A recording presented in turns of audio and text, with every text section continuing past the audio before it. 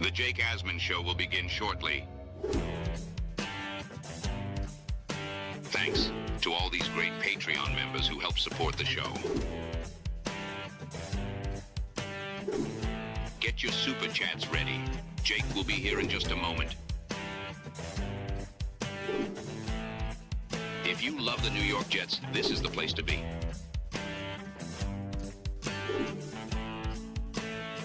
And now, the Jake Asman Show.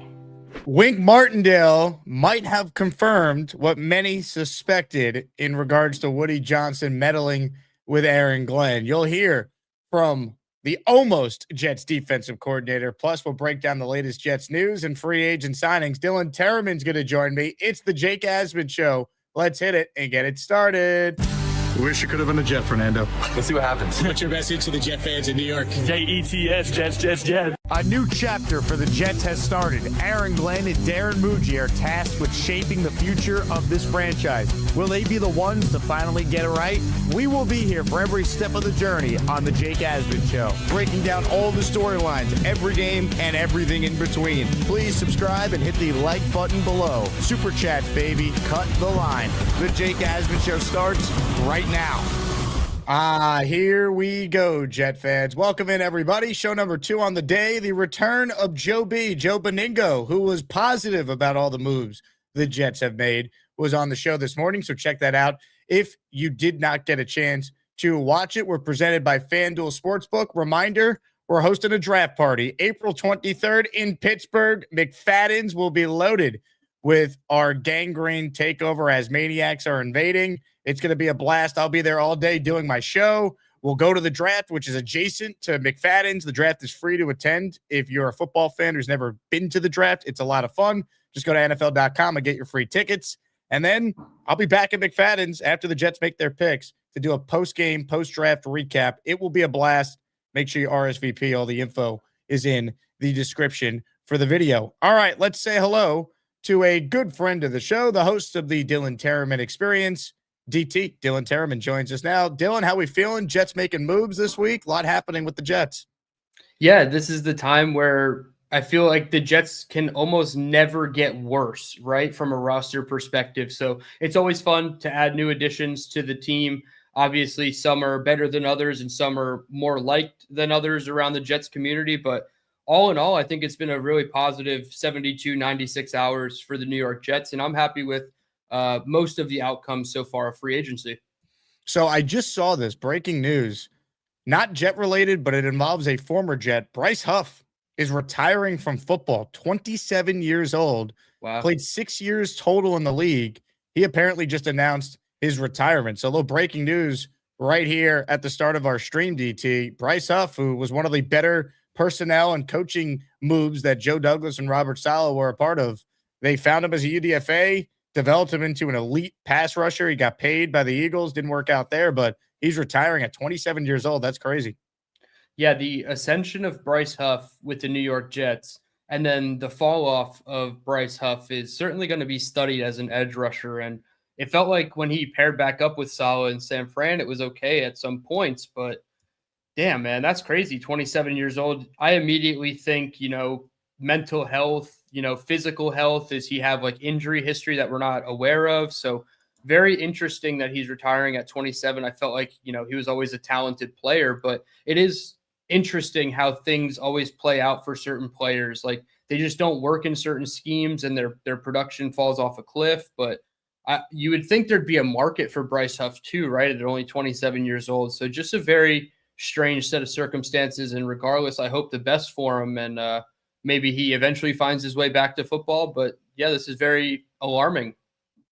Yeah, I'm very surprised to see this, but wish Bryce Huff all the best. All right, as far as some Jets news, a lot happening with them. We have not gotten the backup QB signing to this point, so we await that. But let's kind of reset the week and where things stand, DT. Give me your assessment on where the Jets are at, the moves that have intrigued you, and just kind of your general feel for the franchise right now. Yeah, I think Aaron Glenn has done a solid job in collaboration, obviously, with Darren Muji in terms of turning this defense around on paper. Obviously, they said they wanted to add a lot of veteran leadership. You go down the list, Minkah Fitzpatrick, David Onyemata, Demario Davis. That's a guy at every level of your defense now that's, 29, 33, and 36 for all three of those guys. But that gives you a veteran leader at each level of your defense, somebody that Onyemata and Demario Davis have familiarity with Aaron Glenn before. So that's a really good positive. I like that he pulled from the Saints tree with those two as opposed to going the cliche Detroit Lions route. So I do like those two signings specifically from a veteran leadership perspective. And Minkah Fitzpatrick, it's a really good trade.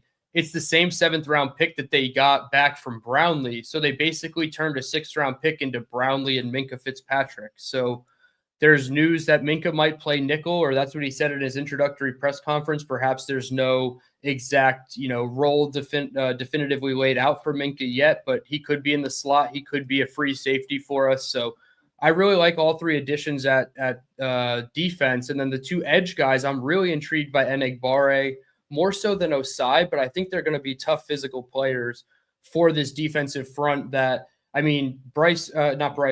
McDonald, is 237, 240 pounds. These guys are 258 and 263, Enagbare being 258, I believe. So, they're going to give you a physicality, a run defense floor for sure on this defensive front.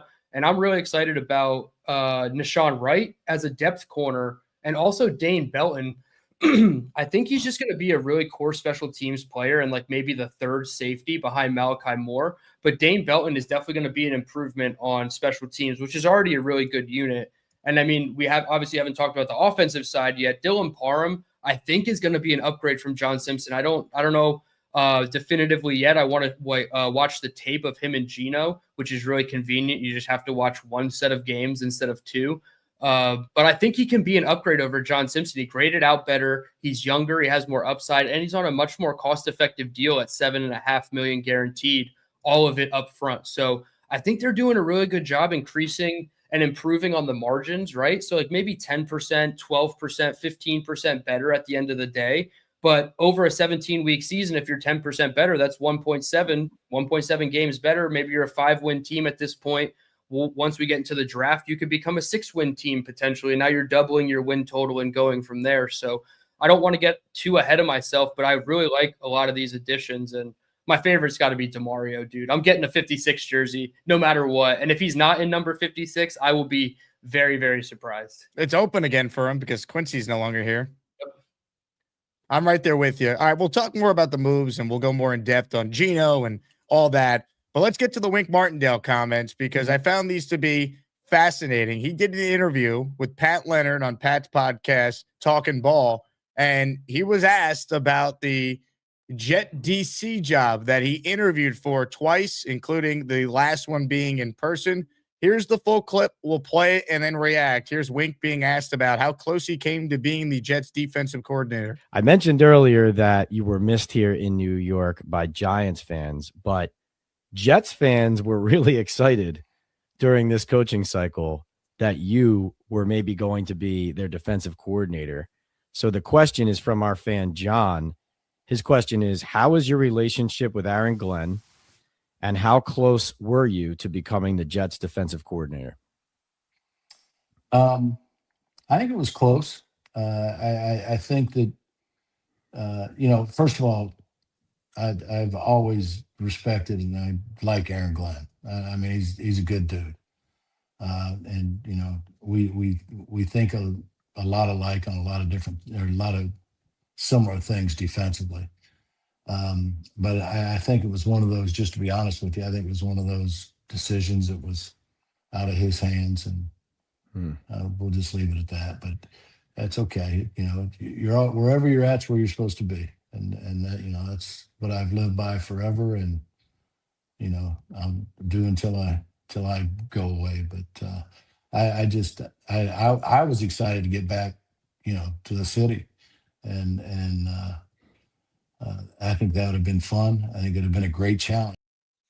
So I hear that, and obviously the reaction is, well, Woody Johnson told Aaron Glenn, I'm not hiring Wink, paying you $12.5 million a year.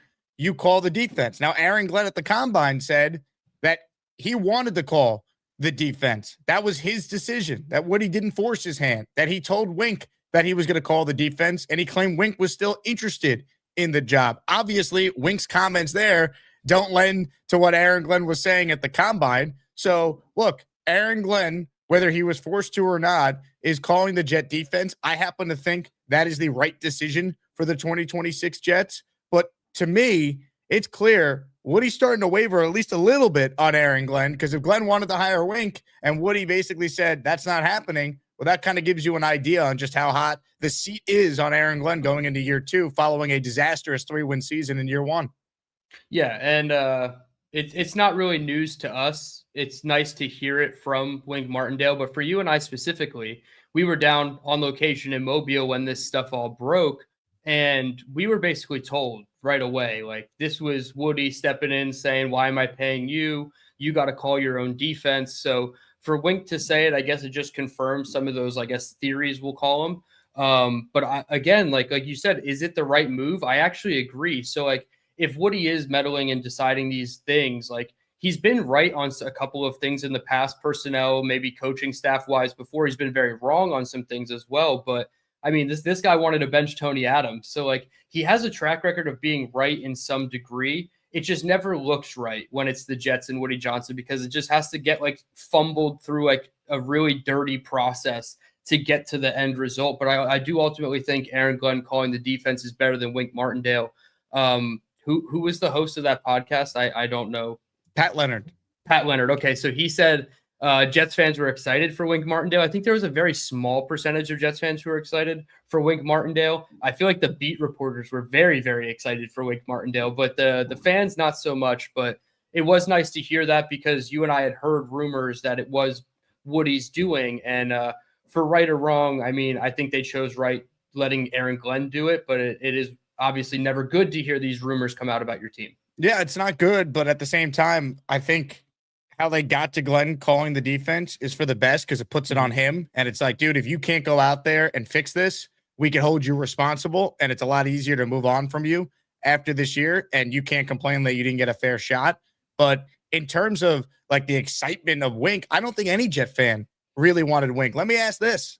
Who hired Wink Martindale? Right? The Jets didn't. Anyone else hire Wink Martindale? Is he interviewing for other teams' defensive coordinator openings? We had more coaching openings this hiring cycle than ever in the history of the NFL.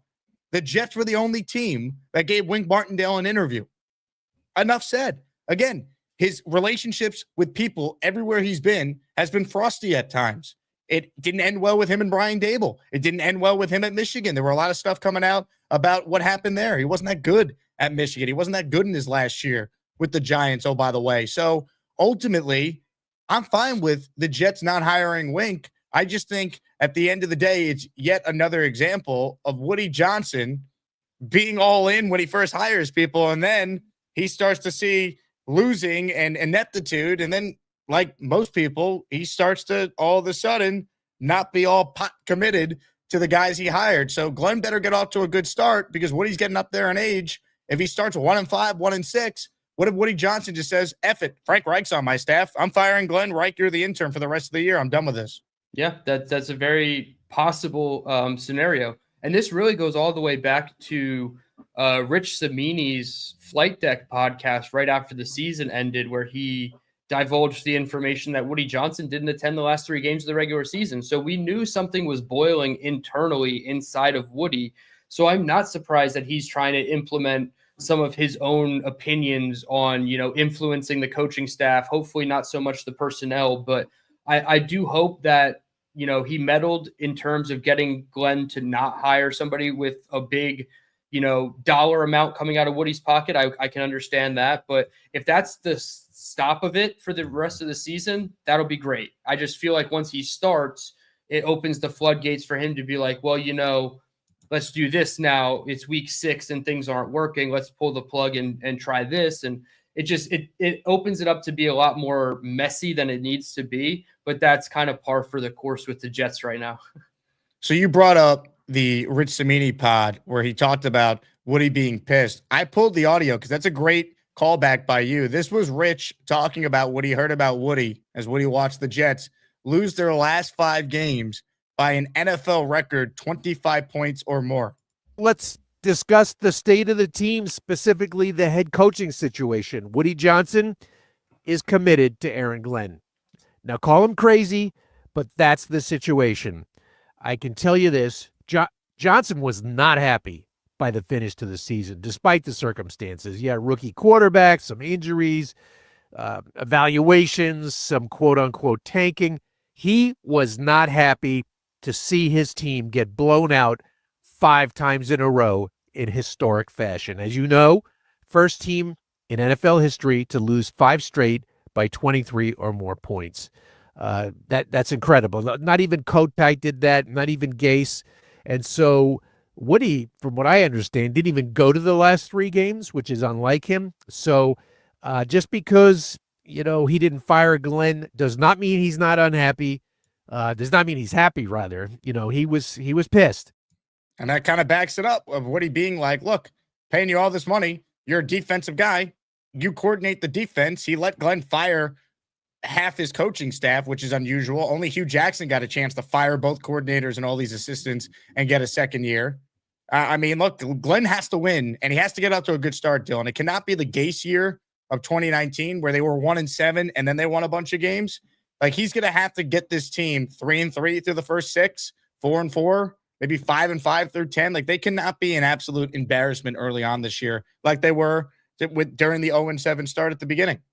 Yeah, I said 3-4 on my show the other day, specifically referencing like Geno Smith, because it's inevitable that every quarterback that suits up for the Jets is going to play in the regular season. So can you just get to 3-4 with whoever you deem as your week 1 starter? I feel like that would be a fine thing. Like, you just can't have triple the amount of losses as wins at any point in the season, right? So that would be 1-3, 2-6. You cannot be 2-6. You can't be 3-9. Like, the season's over at that point. You have to be 500, hovering around 500, a missed field goal away from being 500. Like, you have to be right there through 6 to 8 games around the trade deadline where, like, hey, maybe we like what we see and we're 3-4 and we had a really tough loss that came down to the wire. Let's trade a 4th round pick and go get a BTJ at the deadline and make a push to now all of a sudden be 6-4 or 7-5, like whatever that record looks like coming out of the bye week or halfway through the season, rather. So it's got to be a significant enough turnaround. And can they just be average, right? Can they just be competent and average? Those are the 2 words that I'm just going to like harp on all year, because competency raises the floor. And if you're average, you go from 32nd worst passing offense to 17th or 18th, which is about league average. That is such a huge improvement, dude. Like, I don't think people like realize how big of an improvement that is. So competency and average is really what I'm looking for. Hit the like button if you're just tuning in. We got Asmaniac Madness to get into today. The final matchup in the round of 64 in the inside and outside region. Let me just set the stage a little bit. We got Neil and Southern Jet on the first show earlier today, though. We had a big time performance by Chef Kevin. So Chef Kevin won, and he's moving on. Who will Chef Kevin play in round 2? Well, that's going to be either Neil or Southern Jet, the 15th seed. So voting for that is about to get underway. Before the voting gets underway, this was the campaign video that Neil sent in to be played before voting opens. Sometimes the Jet fans get a little bit crazy. Let's go, baby. Ladies and gentlemen, on that note, vote. Asmaniac Madness is underway.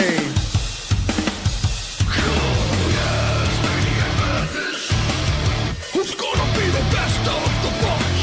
Asmaniac Madness. You get to pick the ones that make the show rock. Man, oh man, Neil being Neil. And Neil also was kind enough to send me this DT of him enjoying some time in Myrtle Beach. So, Neil, hope your vacation's going great. And voting is underway between Neil and his good friend, Southern Jet, in Asmaniac Madness. You've been following the tournament, DT. Give me the breakdown on what has stood out to you. You're on mute. Well, first of all, Neil should have taken a picture from the other person's perspective too, because that would have been funny to see him with the coconut bikini top in the Myrtle Beach picture there. I'm excited to have Neil on for Neil's matchup rather. I've been following it. I was wrong with Allen over Rob the Jet fan, but congrats are definitely deserved for Rob. I know he called in and gave me shit for not voting for him, but this is Asmaniac Madness, and I think the bracket needs to get ready for Neil. Get ready for Neil.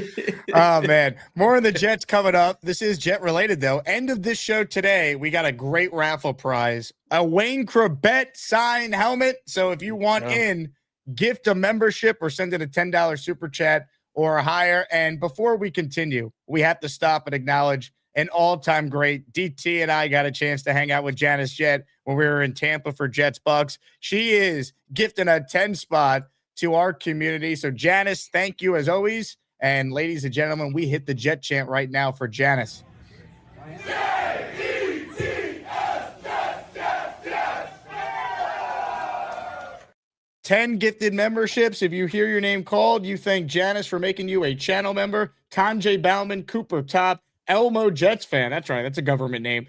Flow Air Productions, Henri's The Devil Smoke Golly, Greasy Wop Guzzy, Odo John Borough, and Troy Harrison, all receiving a membership there from the great Janice Jet, is one of the biggest Jet fans I've met, and she is repping the Jet universe down in Tampa, Florida. And then how about another 10 spot? We have not had this many memberships this early in the show in a while. Jet fans are a little crazy. The Jet fans getting a little crazy.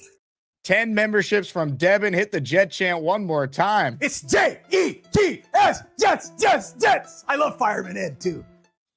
These are from Devin. Devin, thank you. Got you down. Italian Connection NYC, Matthew Tromboni, John Neistel, Wild Chew, Humble Sama, Megan Voger, KZT Taught You, First State Jets, Tired Ass Cowboy Fan. Cowboy Fan, get out of here. Daniel Chan, Osko Kuroko, all receiving a gifted membership from Devin. And for those who tuned in late, on the show tomorrow, second show in the afternoon, our weekly raffle. This week we have 4 items: signed Namath helmet, signed Klecko helmet, signed Garrett helmet, signed Kevin Mawai jersey. So make sure you enter the raffle today for your chance to win some prizes tomorrow on the show as well. Dylan, let's talk Geno. Are you ready for the redemption story of all redemption stories? Geno Smith leading the New York Jets in the year 2026. They wrote me off. I ain't right back, though.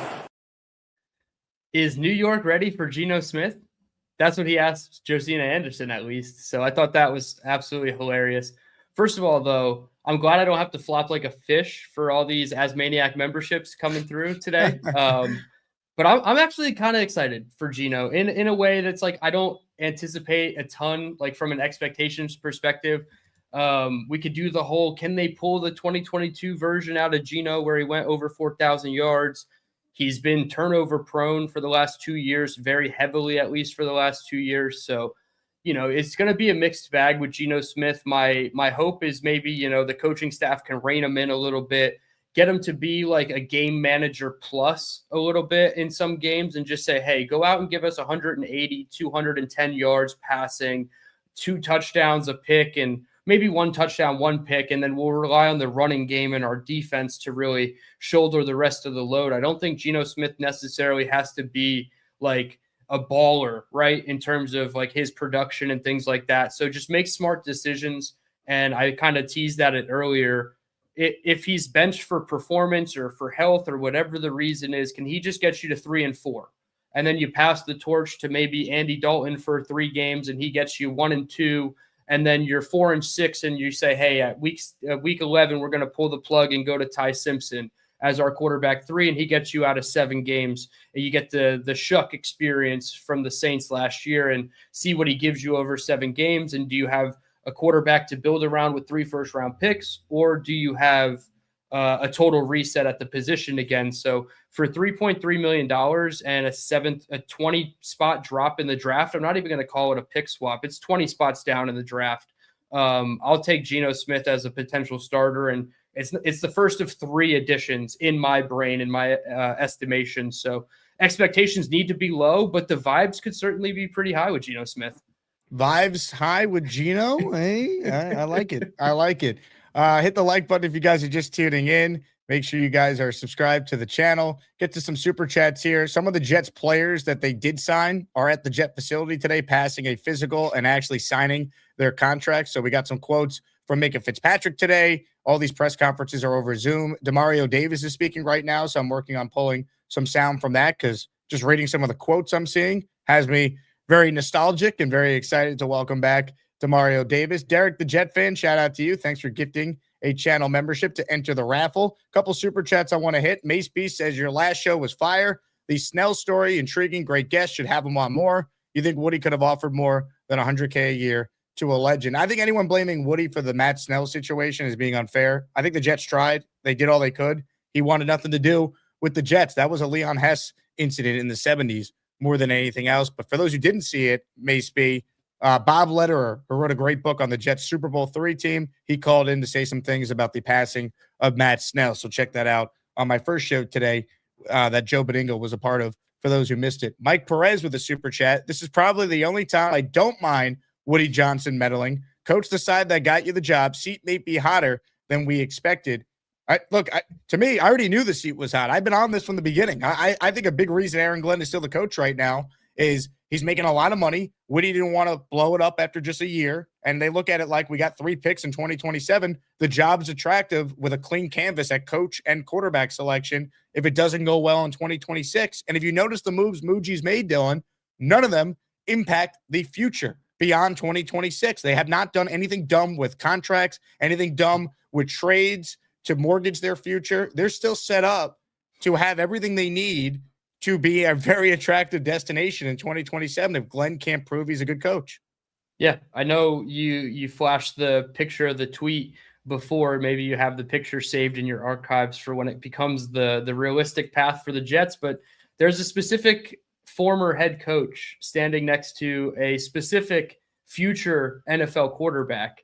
And those names are John Gruden and Ty Simpson. And I feel like that would be crazy if it happened first and foremost. But yeah, they're leaving themselves open in terms of flexibility with their roster, but they're also leaving themselves open with flexibility in terms of future, in terms of the staff with cap space, draft picks. There's the picture right there. Hell yeah. I cannot wait. Gruden's quarterback class videos are priority viewing around this time of year, and I can't wait to see what Ty's got cooked up, because I always love when he asks them to simulate their snap and what their cadence is and their snap counts, because that was one thing that a lot of people picked on Jackson Dart for, was that he just did a clap at Ole Miss, and Gruden kind of like scoffed at it, but he immediately picked up the cadence really well in New York. So it is funny to see, but I can't wait for this. But yeah, they're leaving themselves open. I don't want to think about Glenn losing his job, but if and when that day comes where Glenn is relieved of his duties as the Jets head coach,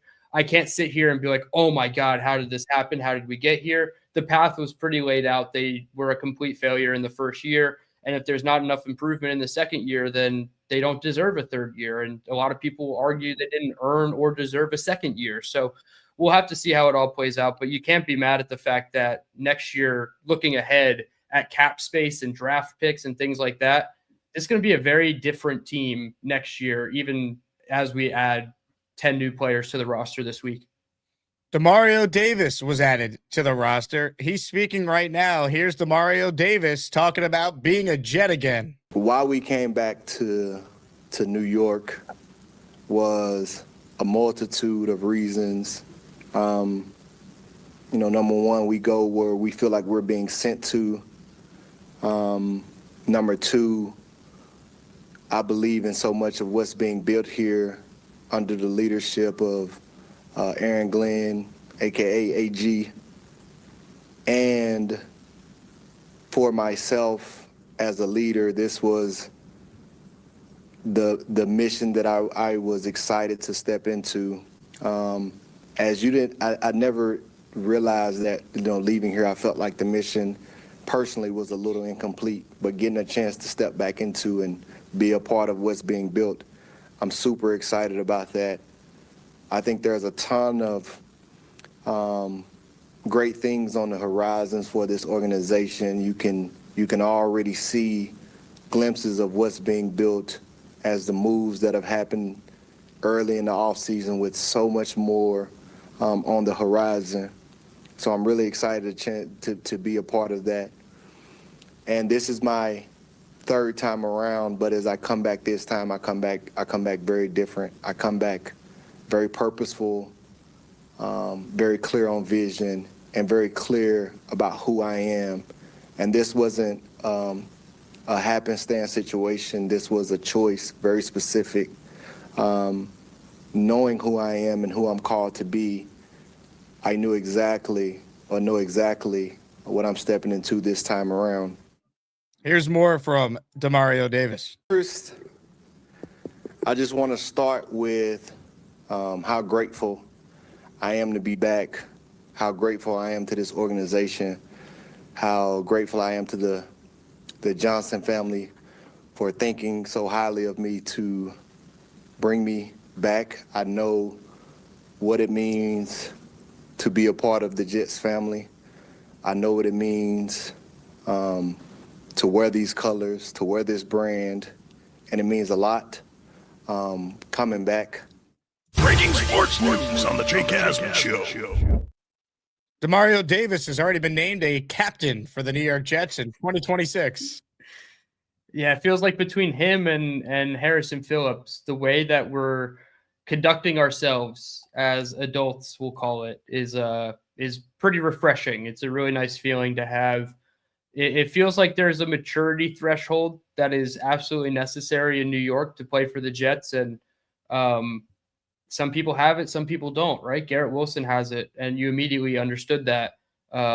Just comparatively, maybe a guy like Bryce Huff does not have that maturity threshold to play in New York. Maybe he does, and hopefully a long-term contract can help ease that in a little bit. But I love Demario Davis, man. I'm so excited. And if you ever do a 56 raffle, I will be sure to put in all of my dollars. And I'll be 1 for 3 on the jerseys I win on the Jake Asman Show, because Justin Fields and Sauce Gardner are not working out for me. But Demario Davis is jet proof. He's been here twice and did really well. So, like, even if the third time's not great, his legacy and what he means to me as like a Jet and like as a player, I think is worth it. Let's hear from another Jet who is officially a Jet. The Minkah Fitzpatrick deal is official. Here's Minkah, who's from Jersey, talking about being a football player with one of the hometown teams. How meaningful is it for you to be back in Jersey now playing for the Jets? Like, were you watching them growing up? Like, what's this like for you coming back home?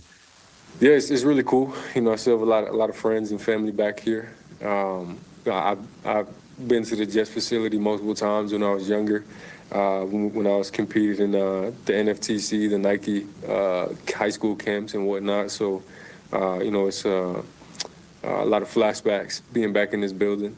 And it's really cool to just play in the stadium that I played my high school state championships in. So it's a full circle moment for sure.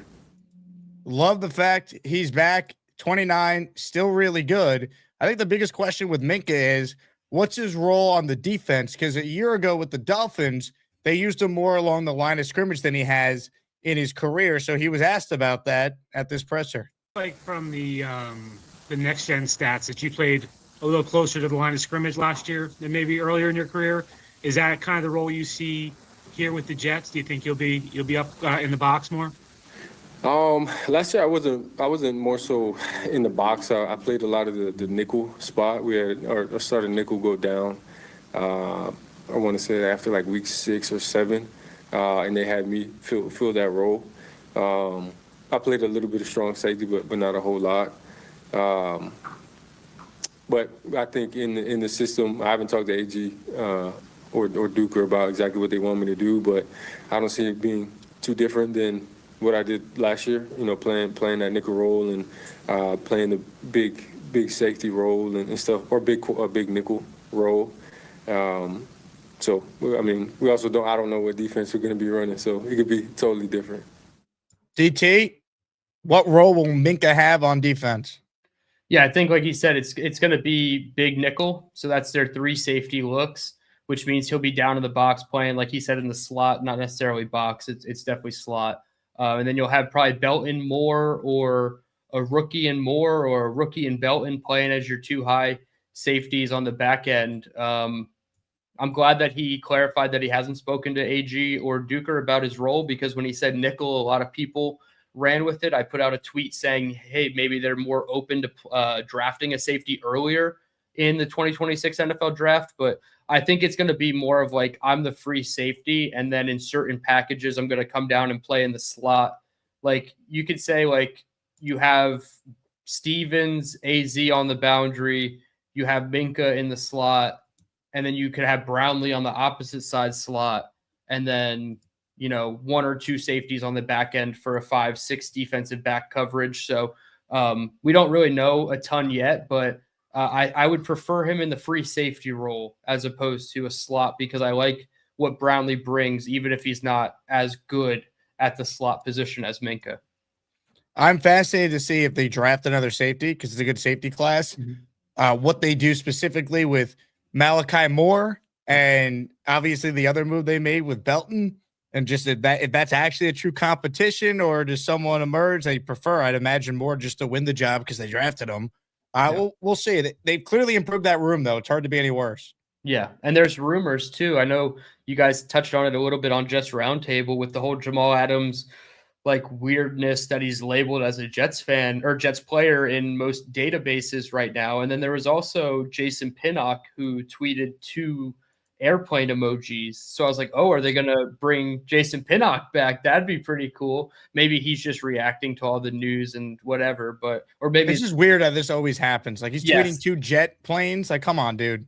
Yeah, exactly. So it's like, maybe it has nothing to do with football at all. And like, it's just the timing of it, he's trolling, whatever it is. But I honestly think a Jason Pinnock as like a safety 4 would be pretty fine. You know, like you have Minkah down in the slot, and then you have Pinnock and Belton in the back as your split safeties. I mean, you got to get creative. And I think on the back end in the secondary, I'm less worried. And I feel a little bit more like I'll give the benefit of the doubt to our coaching staff, because there's 4, maybe 5 coaches with D-back experience: Glenn, Duker, Slowick, Chris Harris. They hired that Nichols corner or Nichols coach, excuse me. So like they have so much experience on the defensive back side of coaching that I don't know, man. I feel like they can get creative and do what they need to do to find success. But I would like Minkah in the free safety role.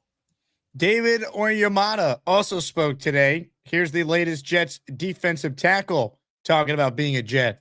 You have a history with Aaron Glenn. What went into the decision to come to New York? Was he a big piece of that? And just kind of tell us the process that led you here. Yeah, he definitely was a big piece to that. You know, just knowing him from my time in New Orleans, and just knowing the caliber of a man he is and the coach he is. You know, it was a no-brainer the moment I got the opportunity, I got the call to come join him right here. So look, these are Glenn's people. These are the guys he wanted. I think Muji was great with the deals for all these guys. They didn't give out any egregious contracts. They got great value with several of these signings, a shrewd trade with the Minkah deal. Now it's on Aaron Glenn to take this unit and make it a good defense, a competent level defense. You know, can you go from 32nd to 16? Because that's what he's going to have to do to save his job if Geno Smith doesn't, you know, magically start playing like a top 10 quarterback like he was for a season or 2 in Seattle. Like, this defense needs to step up. The coach says he's got superpowers. Let's see it. Play call is my superpower, really.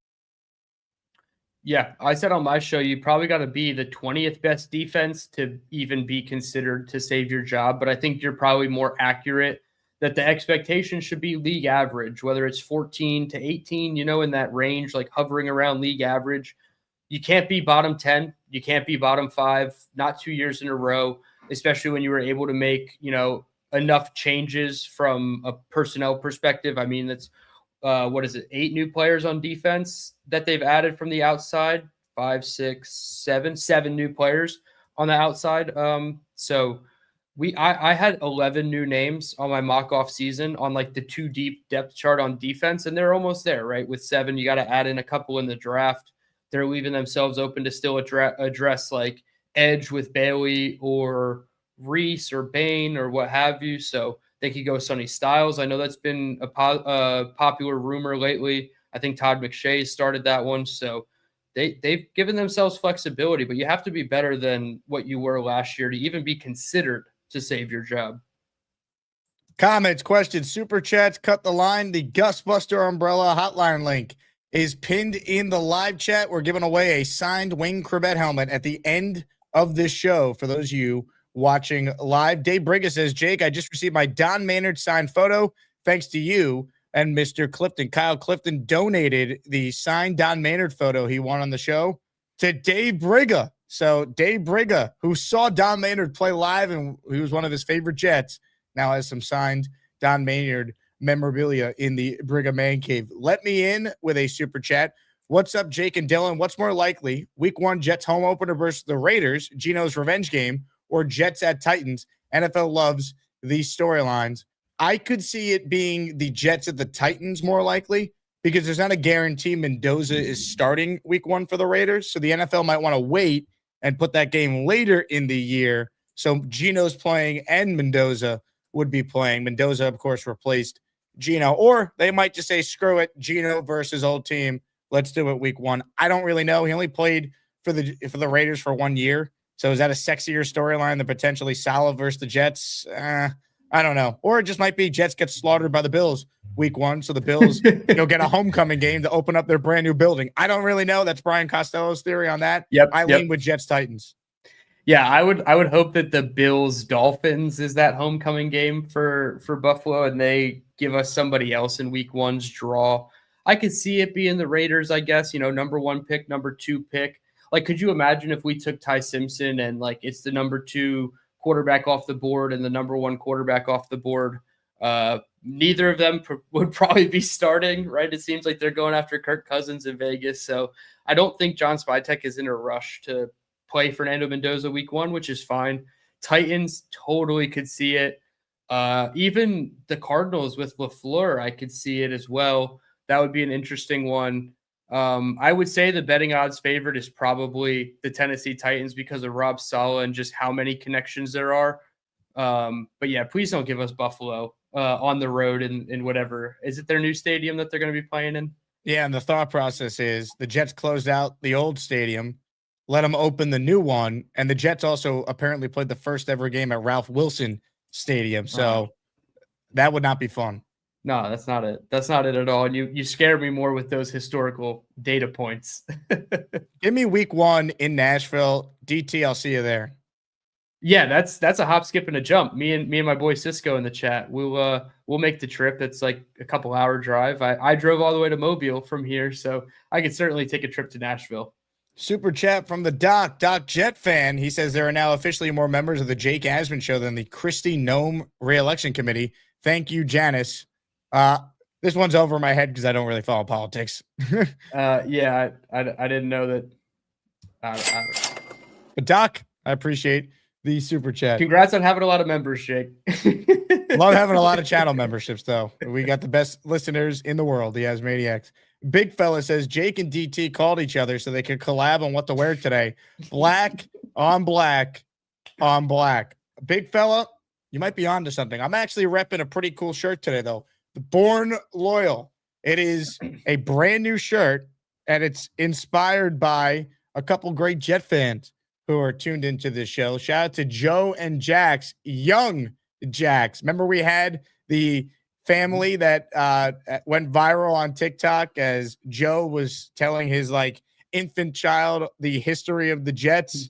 Really funny, went super viral, but they were nice enough to send me a Born Loyal shirt. You can get it on their Instagram account. It's Joe and Jax. You'll see the link to their merch store. Diehard sports fan teaching their son the Jet playbook, loyalty over logic. Really cool. I'll show you guys the page real quick, but they're an awesome Jet family, and we support Jet families on this show.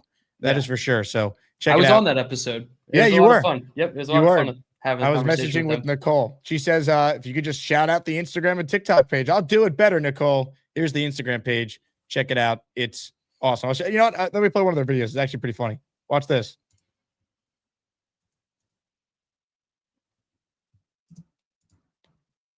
Why isn't it playing? Franchise tag Breece Hall. non-exclusive. You know what that means? Non-exclusive franchise tag means that if someone of another team wants to sign him, they have to give us 2 first-round picks. They're not going to do that, though. Nobody in their right mind would give 2 first-round picks for Breece Hall. Now, what the franchise tag means is that we're paying him 1 year, $14.2 million no matter what, unless we come to a long-term deal, which we have until July 15th to do. But if we don't do that, then he'll play for 1 year, $14.2 million, and then he'll probably just walk away. So in my mind, I think we just sign him to a long-term deal before the season starts, or we ship him off for some draft capital in 2027. That's my preferred thing to do, because we want volunteers. We don't want hostages, all right? We want people that want to be here. And I'm not too sure that Breece Hall wants to be here unless he signs that long-term deal. Also, Monday starts tampering period, so we're going to start signing free agents. So you better lock in. Get your seatbelts buckled. Let's do it, buddy. All right, buddy. So there you go. Shout out to Joe and Jax. Love it. Poor kids just want some candy. Says veteran Jet. That's great. Some super chats here. This one from Sam. Why are we not adding more weapons to the offense? Jennings, Dallas, ? Trusting rookies in this offense could be an issue. I still think they're going to add a veteran receiver. Might not be a big name.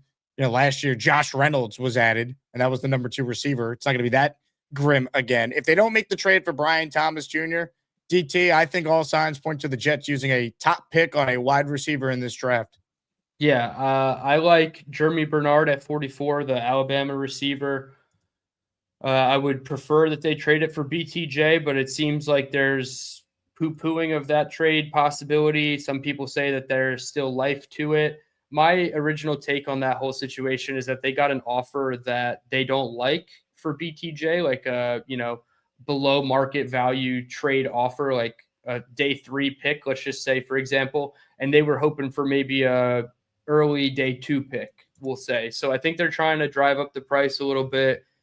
There's a lot of disconnect going on with him and the coaching staff. It appeared so, at least throughout the part of the season after they've acquired Jacoby Myers and into the playoffs. So I feel like where there's smoke, there's fire with BTJ. But if they don't go that route, I would love wide receiver at 16. If one of the top 3 guys fall to you there at 33 or 44, you can convince me if they want to trade back from 33 to 38-ish and, get a 4th or 5th round pick in the process and hope that their guy falls there. I'm happy about it too. I think wide receiver is one of the 4 key position groups that I'm looking at with those first 4 picks.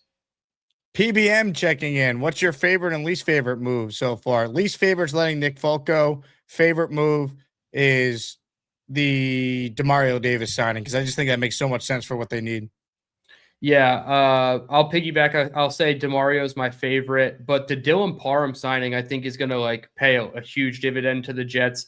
2027 is basically an option for the team with everything guaranteed up front. So if he sucks this year, he's gone, and they have a new left guard. You can still draft the Penn State guard Vega Leone and put him in at left guard and move Parham to center. Not saying I would advocate for that now, but I mean, 2 years, $16 million. It's such a team-friendly deal. I can't, not list that as a favorite because it helps the team, and I think it's really smart managing by Darren Muji.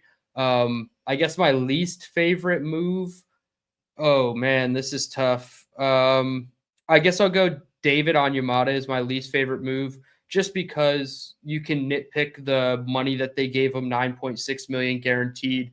Maybe they have that similar role in Harrison Phillips, right? The veteran leader on the interior of their defensive line, but it's depth on the defensive line, so I can't get too mad at it. I don't really think letting Nick Folk walk to me is too bad at $4.5 million per season. And I guess AVT I wasn't even mad at either because they're paying him a lot per game if he's healthy. So I don't really have a least favorite move, so I'll go Onyemata. I got a text from Joe Beningo. Think I'm getting a Geno jersey. I go, really? You never get the quarterback jersey. He goes, I'm kidding, but I do think it'll be better than people think. I go, I know, Joe. You told me that this morning on the show. They wrote me off. I ain't right back, though. That's great. I mean, we'll have to see, man. It's a high volatility type of player in Geno Smith.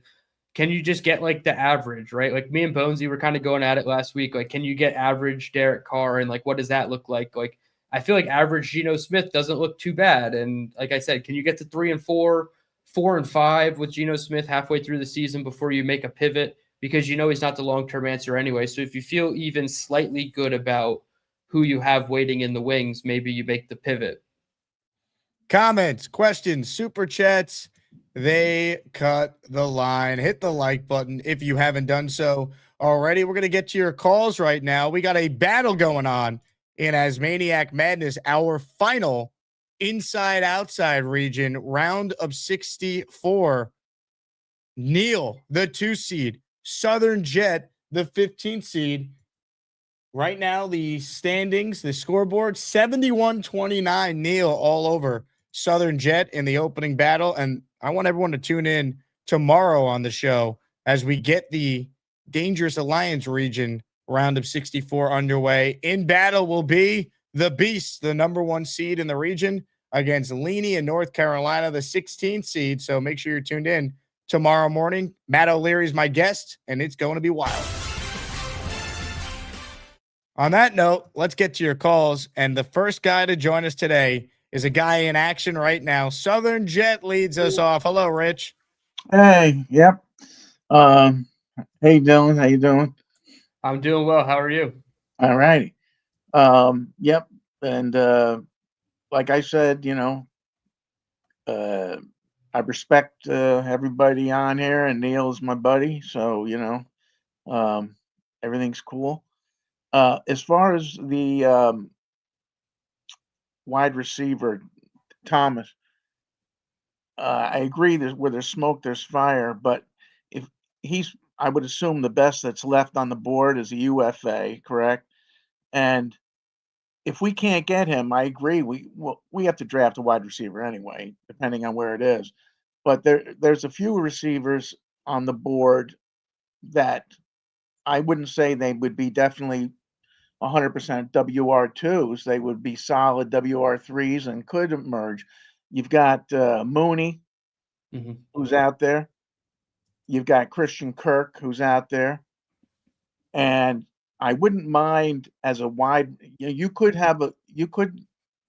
having Diami Brown as a wide receiver 5 or 6 is not a bad room if he's your 5 or 6, and he would come at a lower price.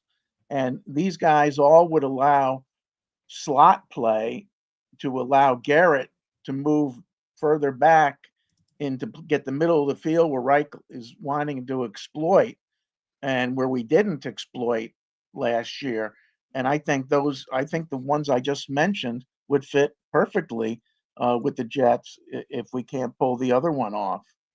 Yeah, I actually like all 3 names that you brought up. I do want to clarify, though, Brian Thomas, you would have to trade for him. He's not an unrestricted free agent. You would have to trade Jacksonville for him. But he does come on 3 years. Available, I meant. When I said available, I meant smoke, like you said. Right.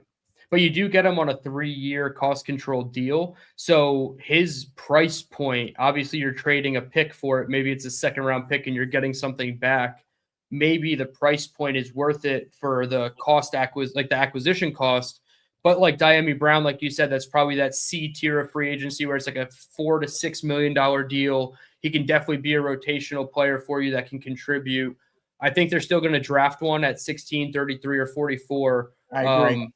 But yeah, all the names that you brought up at least fit stylistically, and like you said, can allow Garrett to play in the slot more than as opposed to always just on the boundary, because I do think you need to put Garrett in those positions where he's not playing press man coverage or press coverage at all. He has the 2-way goes out of the slot and can really win with his versatility and route running. So yeah, I would be cool with any of those signings. And then you still probably have to draft one like a Carnell Tate or a Mekhi Lemon, even Jordan Tyson. I prefer to know more about the medicals on Jordan Tyson, but yeah, give me the free agent at a low cost and then the draft pick as well. And I think we're totally set. Mooney's the most expensive of the ones I mentioned, probably. Yeah, I would say so, but it's weird. Like maybe there's no market, currently for him at the price point that he wants. He saw Wandale and Dobbs get, 18 to 20 million per on their deals. So like he is kind of that mold where he's like, hey, I want to be paid closer to what they're paid. And the market's not going to dictate that. So maybe that's somebody where you circle back in round 2 or 3 of free agency and say, why is this guy still available? Can we get him for, 70% of what he was originally asking for? And I think that fits the mold of Darnell Mooney. And I always liked him in Atlanta. So I think it would be a really good fit. And I don't blame him for last year. I mean, I really don't. And I think I'm flabbergasted no one's picked him up yet. And I think it's because of what you just said. It's a money thing. But I would Mooney is of the three I mentioned. Mooney would be a WR2. Yeah, he would. But I also don't want to discount their internal thoughts on AD Mitchell. I really think that they're high enough on him where they can be okay with him as their 2, and they want to find a really solid 3 that could have supplant him as the 2, and now they have a very, very good 3 in AD Mitchell. So yeah, you can't really go wrong adding depth and finding your guy in the draft as well. So you'll always get me to agree with a wide receiver conversation. That's for sure. Yeah, and Brown would always be able to do special teams for you too. Yeah, somebody's got to replace Kene and Wangu unless they bring him back to be that second return guy, but it doesn't look like they've made any progress towards that. Christian Kirk, though, that's a really intriguing one because he can be highly productive. He had over 200 yards in a couple games, I believe, in the last 2 or 3 seasons. So he can be a security blanket for a Geno Smith to just say, F it, Christian's down there somewhere and just throw it up, Yeah, those are the guys that I mentioned today in a couple of tweets that I think the Jets should look at if the other one falls through. And like you said, we have to find. No one really knows what happened in Jacksonville. Yeah, exactly. It's kind of a mystery, and I'll give him the benefit of the doubt from a talent perspective because I don't have the inside knowledge. But I mean, if they're not getting the pick that they offered, it seems like teams are a little bit tentative to figure out what that situation is like behind the scenes as well. Well, I appreciate it, guys, and kind of anticipated this was going to happen, but not with that attitude. Well, come on. He's I'm not able to call in as much, so as you know why, but it's he's a good friend, and hey, still voting still open, and I'm the older guy, but I do listen to the younger people. I learn every call, every show from the younger people today.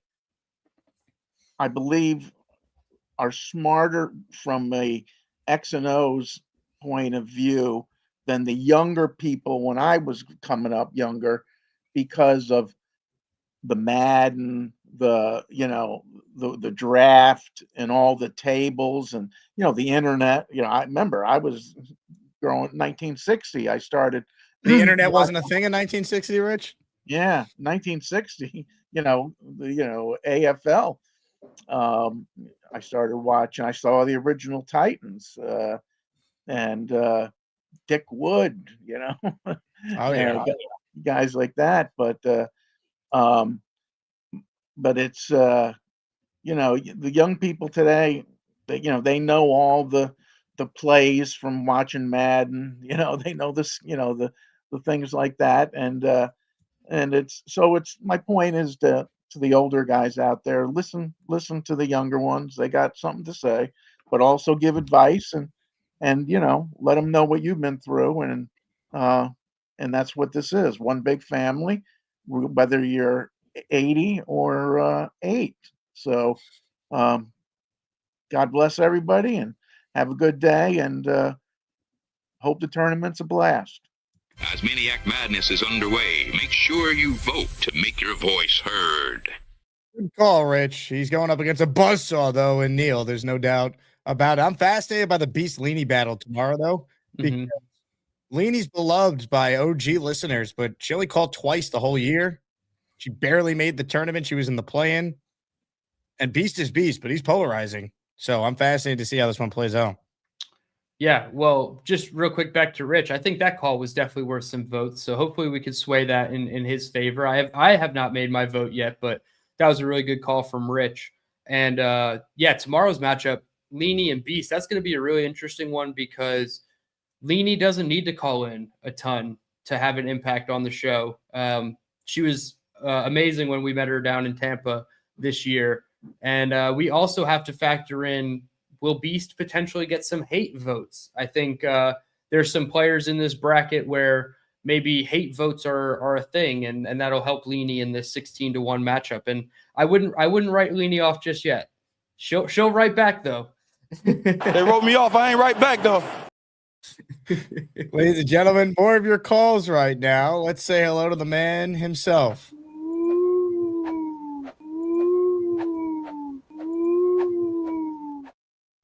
I got the Team Orient ready to go.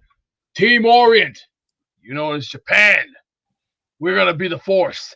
See, the young generation has to grow. It's like plants. You have to let them grow. Example, tomato plants, cucumber plants, eggplant, blueberry, apple. That's life. You gotta let them grow. Some people have to get out the way. See, the new generation is here. And the new generation is right here. It's right here. I'm scary enough to take an eye out, and I'm scary enough to rip a throat out. And an eye for an eye. Are you trying to rip Leanie's eye out tomorrow? Is that what you're saying? What is this? An eye for an eye, a vein for a vein. But if it has to be the Terminator way, the Terminator will do what he does best. You realize you could just say, hey, guys, please vote for me. I'm a part of the show every day. Playtime's over. Playtime's over. Okay. Playtime's over. No, playtime is over. And the words of the great Yokozuna, Bonsai! In the words of Peacebreaker, Right. I got gas right now. I got gas right now. Quite the strategy Beast going with for his battle tomorrow. Yeah, I guess this is kind of a twofer on my shirt. I have Beast and Neil enjoying some cigars at Hogwarts on my shirt today. So, you know, Neil for today and Beast for tomorrow. We'll have to explain that tomorrow, Beast, how you and Neil snuck into Hogwarts and snuck some cigars in Snape's potion class. Bino with a super chat. After tomorrow, it will be 3-time ear infection survivor and 2-time Asmaniac one and done. Hashtag leading. So last year, Dave Briga, as a 15 seed, knocked out Beast, but we never had a 1 lose to a 16 in the history of the tournament, which has been around for 1 year. Look, it's crazy. I think Leanie's the 16 that could do it if there was a 16 that could do it, because she's got the OG factor. And Beast is polarizing, man. People love him or hate him. Yeah. Leanie is a fantastic human being. Beast is a human being. And we'll see how it goes tomorrow. More of your calls right now. New York City restaurant guys next. What's up, NYC? How we doing, guys? Is this snowing right now? Is that what it is snowing. Yeah, it was crazy. 70 degrees yesterday. I was know, walking when Central I called Park. in 2 days ago, when I called in, it was like the most beautiful day ever. Now it's a piece of shit again. But two things I forgot to say last time I called in that were from like maybe a month ago that I wanted to make a comment about that I just hadn't called in a while. One, Frankie V needs to go to Jets fan jail. I like rooting for the Patriots in any circumstance unless it's Oh no. Did we lose him? NYC, no. Call back in. That was going to be a good call. Derek is next. The snow got him. Derek, you're up. What's up, Derek? Hey, JK Dylan. How are you doing today, brothers? What's up, Derek? One quick thing on Asmaniac Madness. I actually picked on my bracket Leanie to beat Beast. Love Beast, but I think that will be the show's first ever 16/1. I really feel pretty confident about it. Love you, Beast. Sorry if you're listening. And then next on, I had a couple thoughts on the wide receiver conversation. I feel so bummed out, guys, because last year we never got to see AD Mitchell and Garrett Wilson on the field at the same time. And if memory serves me correctly, I'm pretty sure AD Mitchell ran a faster 40 than Garrett Wilson. Mm-hmm. So finally, we can take Garrett, out of the Y, put him in the X. So he's definitely a lot more suited for that role, in my opinion. And then we can have AD send him over the top and then hopefully beat some defenders. I think with those two and the speed, I don't know. I've been trying to. I got the list pulled up of available free agent receivers right now, and the market's so ridiculous. I really don't. We got Jennings, Stephon Diggs, Deebo Samuel, Hollywood Brown, Keenan Allen, Christian Kirk, Diami Brown, Calvin Austin. All those guys probably going to demand north of 23, 25 million. I'd just rather take a receiver at 16, I feel like, and just you get a cheap guy on a rookie deal. At the end of his contract, if you want to trade him and get some good assets, this is a really deep wide receiver class. I really got a lot of faith that Garrett Wilson and AD Mitchell, if healthy and on the field at the same time, we can see some really good results out of those guys. So I'm still kind of set on edge rusher at number 2 right now. And then at 16, I'm kind of where you're at, Dylan. I actually absolutely love signing Parham. That's going to give us a lot of draft flexibility. Like, we're not going to be forced to take a guard like Vega at 16. We still could for sure, and I wouldn't be mad at it. I just feel like we could get better value at receiver, or maybe even Sadiq, which I don't think he's going to fall to 16 because he's outrunning running backs in combines. I think he ran a faster 40 than Saquon and Christian McCaffrey. Just like an absolute freak. I just want to kind of get your guys' thoughts on some of that. Yeah, there's plenty of different avenues that they can go at 16 now. They've definitely, and I've given the joking Muji answer of well, we've given ourselves flexibility at 2 and 16. For damn sure. For damn sure, Jake, if we could hear from Muji one more time between now and the draft, which we will not, right? The next time we'll hear from him is after night 1 of the draft. Owners meetings, potentially he'll talk. They talk at the owners meetings? I wasn't sure if okay. I think he will. If not, he will do a pre-draft presser that they all do. Oh, they do a pre-draft one? Okay, I wasn't sure. I thought after the last time we heard from him, we wouldn't hear from him again. They have it so easy as GMs. They have to talk 5 times to the media, and then they're good. And the Jets, they're not going to give him any more availability. But now that we do hear from him, I bet almost any dollar amount that Muji's going to be yeah, we've given ourselves flexibility at 2 and 16. We have a lot of different paths that we can see based on the signings that we've made. Like Derek was saying, do they go tight end or wide receiver or offensive line? Do they go edge because they think Arvell Reese is more of an off ball? Or did they take Sonny Styles at 2 and now they take a Nakeem Mesidor at 16? So they've really opened themselves up to be flexible. And I think safety, wide out, interior offensive linemen, and edge are the 4 positions that I'm looking at in those top 4 picks. You can put them in any order in a mock draft, and I'd probably come away saying, that's not terrible. I'd probably prioritize edge quicker than most of the other positions, but any of those 4 within 2, 16, 33, and 44, and you probably get a good grade from me. Craig in Australia, a 5 spot of gifted memberships. We'll ship international if we have to. Let's go. And here we go. Let's go. Let's go. Our guy Craig is in the raffle for 5. If you hear your name called, you thank Craig. Stern Riffs, Lobby, Jack Trivius, Elbow Fat, Joe Pacific, all receiving a gifted membership from one of the great Asmaniacs down under, Craig in Australia. Thanks for watching, Craig, and as always, for your support. Let's go back to NYC restaurant guy. He was having a great call, and then the snow gods just ended it. NYC, do you hear us? Yeah, I got you. Sorry about that. I got a phone call and it kicked me out.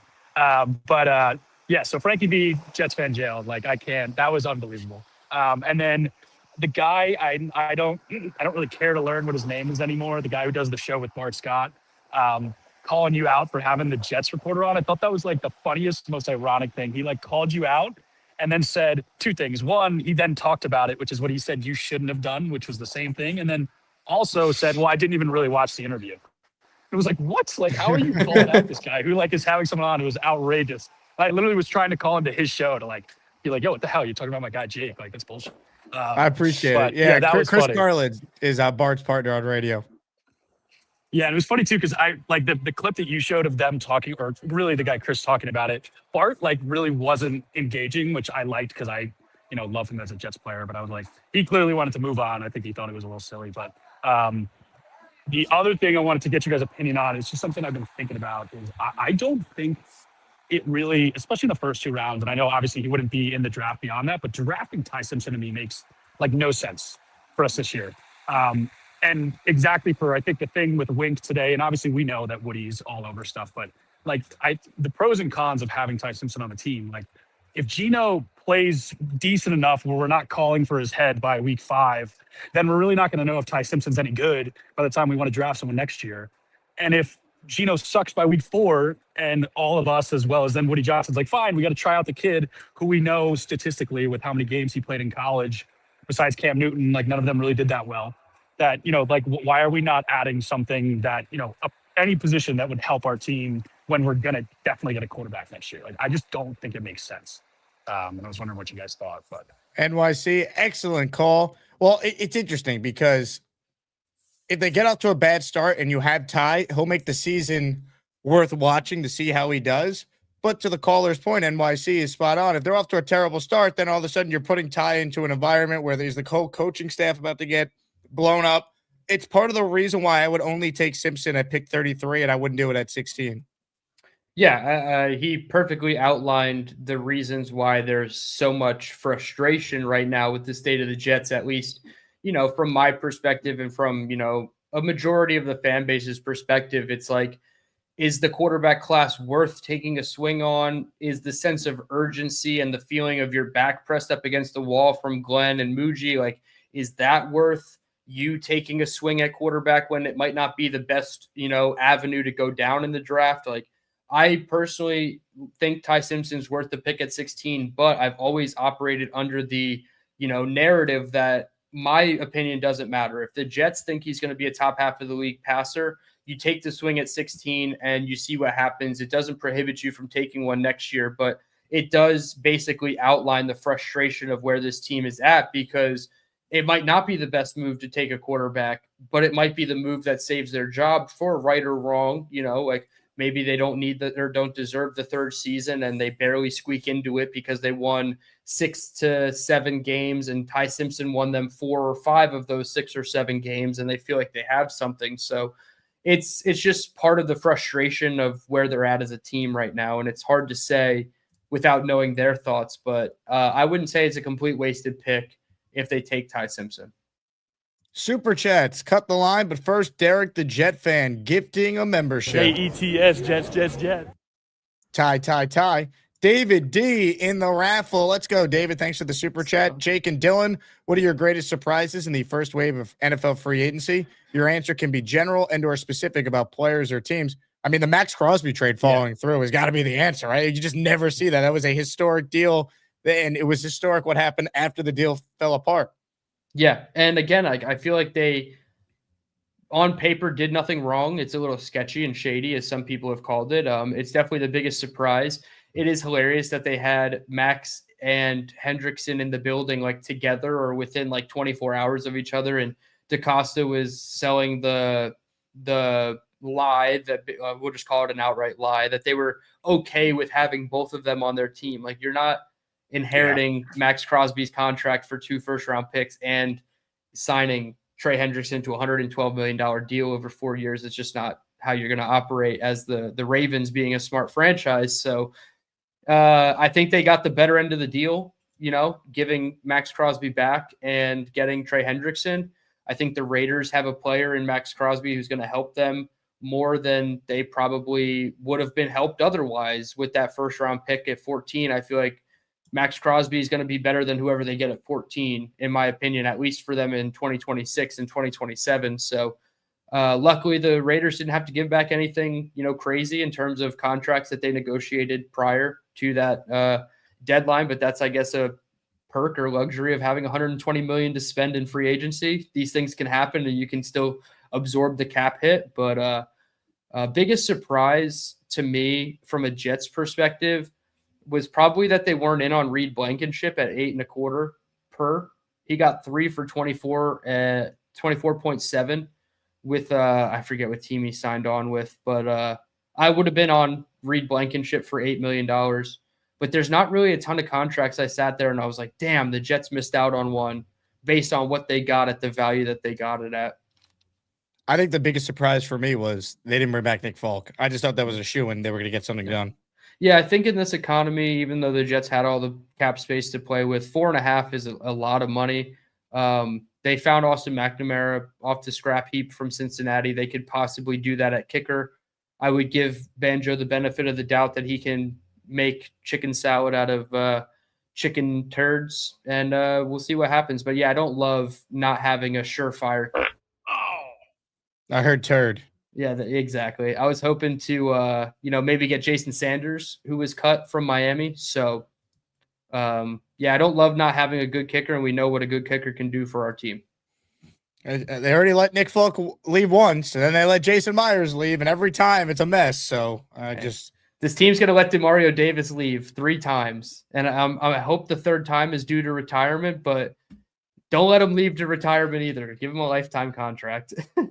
Unreal. All right, we got a lot of people on hold, so I want to zip through some calls. But first, NYJ says Nussmeier in the later round makes the most sense. I like Garrett. I thought he was impressive with the Senior Bowl. If they took him on day 3, if they even moved back into round 3, if that's where they think he's going to go, I'm okay with it. I think he's got some talent, son of a coach, a little undersized. So I don't know if Frank Reich's going to like him, but I like Nussmeier. I'm cool with that.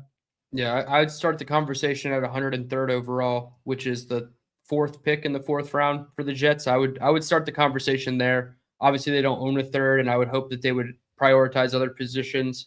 I just think the drop-off from Ty to the next grouping of quarterbacks is pretty substantial, in my opinion. So if you're not going to take the swing on Ty, just wait till day 3, and if you miss out on Nussmeier, you can get like a Taylor Green or somebody like that.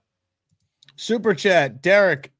Bill Belichick out there wishing he could have figured out a way to scam NFL teams out of the salary cap before the Ravens. He could have. I mean, this legal tampering has been a thing forever. None of these deals are official. You just very rarely see players fail the physical, and especially players that were traded for. Like, it just doesn't happen.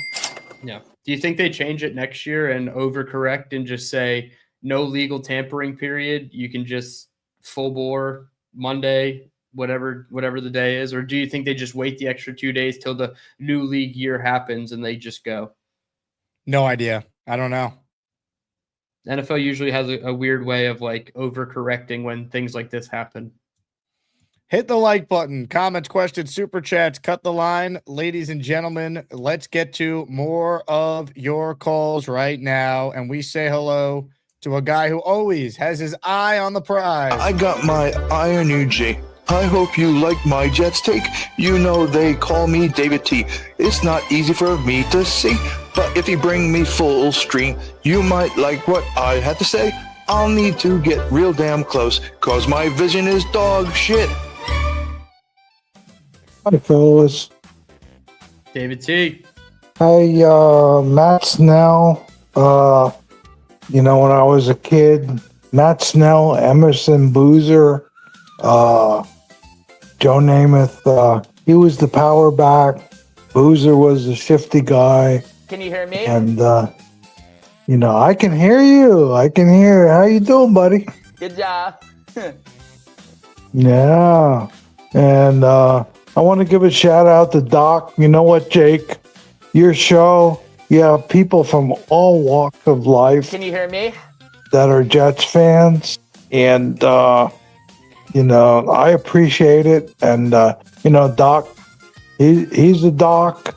I was a general laborer. Good job. But when you're a Jet fan, you got a lot in common. Can you hear me?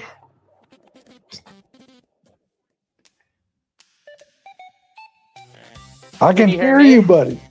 I can hear you, buddy. And you feel you're going to do dynamite on the Asmaniac Madness. I think you're going to go far, buddy. I root for the young people. You're a smart fella. And good job. I think you're going to do okay. David T., you're one of one. Great call. Thank you. I got my eye on you. Checkmate me, full screen, bitch. Fireball, whiskey time. David motherfucking T.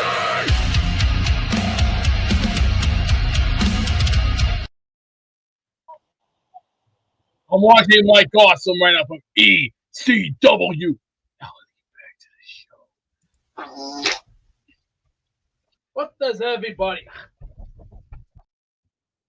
Great call there from David T. Magical, if you will. I am without words. More of your calls right now. This guy always has a lot to say. Now there's a gas station over here. I'm gonna go get some pizza and see if they have any butter to put on it.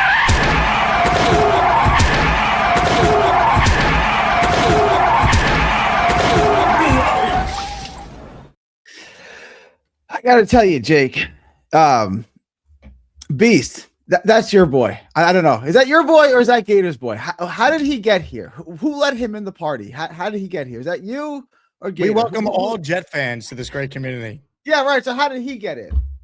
He's a great Jet fan in this great community. He is. He's an amazing Jets fan. All right. So wait a second. I got to call you out of being a bit of a hypocrite right now, Gary, because you said all Beast does is say negative things and attack people right away. He said nothing to you, and you came on this call and went right at him. I just asked you whose boy he was. That's all. I didn't say anything. What did I say that was bad about him? Well, you basically implied that he's not a Jet fan. He's not a Jets fan. That's not an insult to the guy. My father is a great man. He's not a Jets fan. He is a Jets fan. He has Jets gear. I didn't say he was a Patriots fan. I didn't say or a Cowboys fan. You say he's not a Jet fan. He's definitely a Jet fan. I disagree. We'll respect. I don't think not being a Jets fan. Do you know any good men who aren't Jets fan? I don't think that's an insult. I didn't mean it to be an insult. He's just not a Jets fan. But he is a Jets fan. He considers himself a Jets fan. Okay. I mean, you can.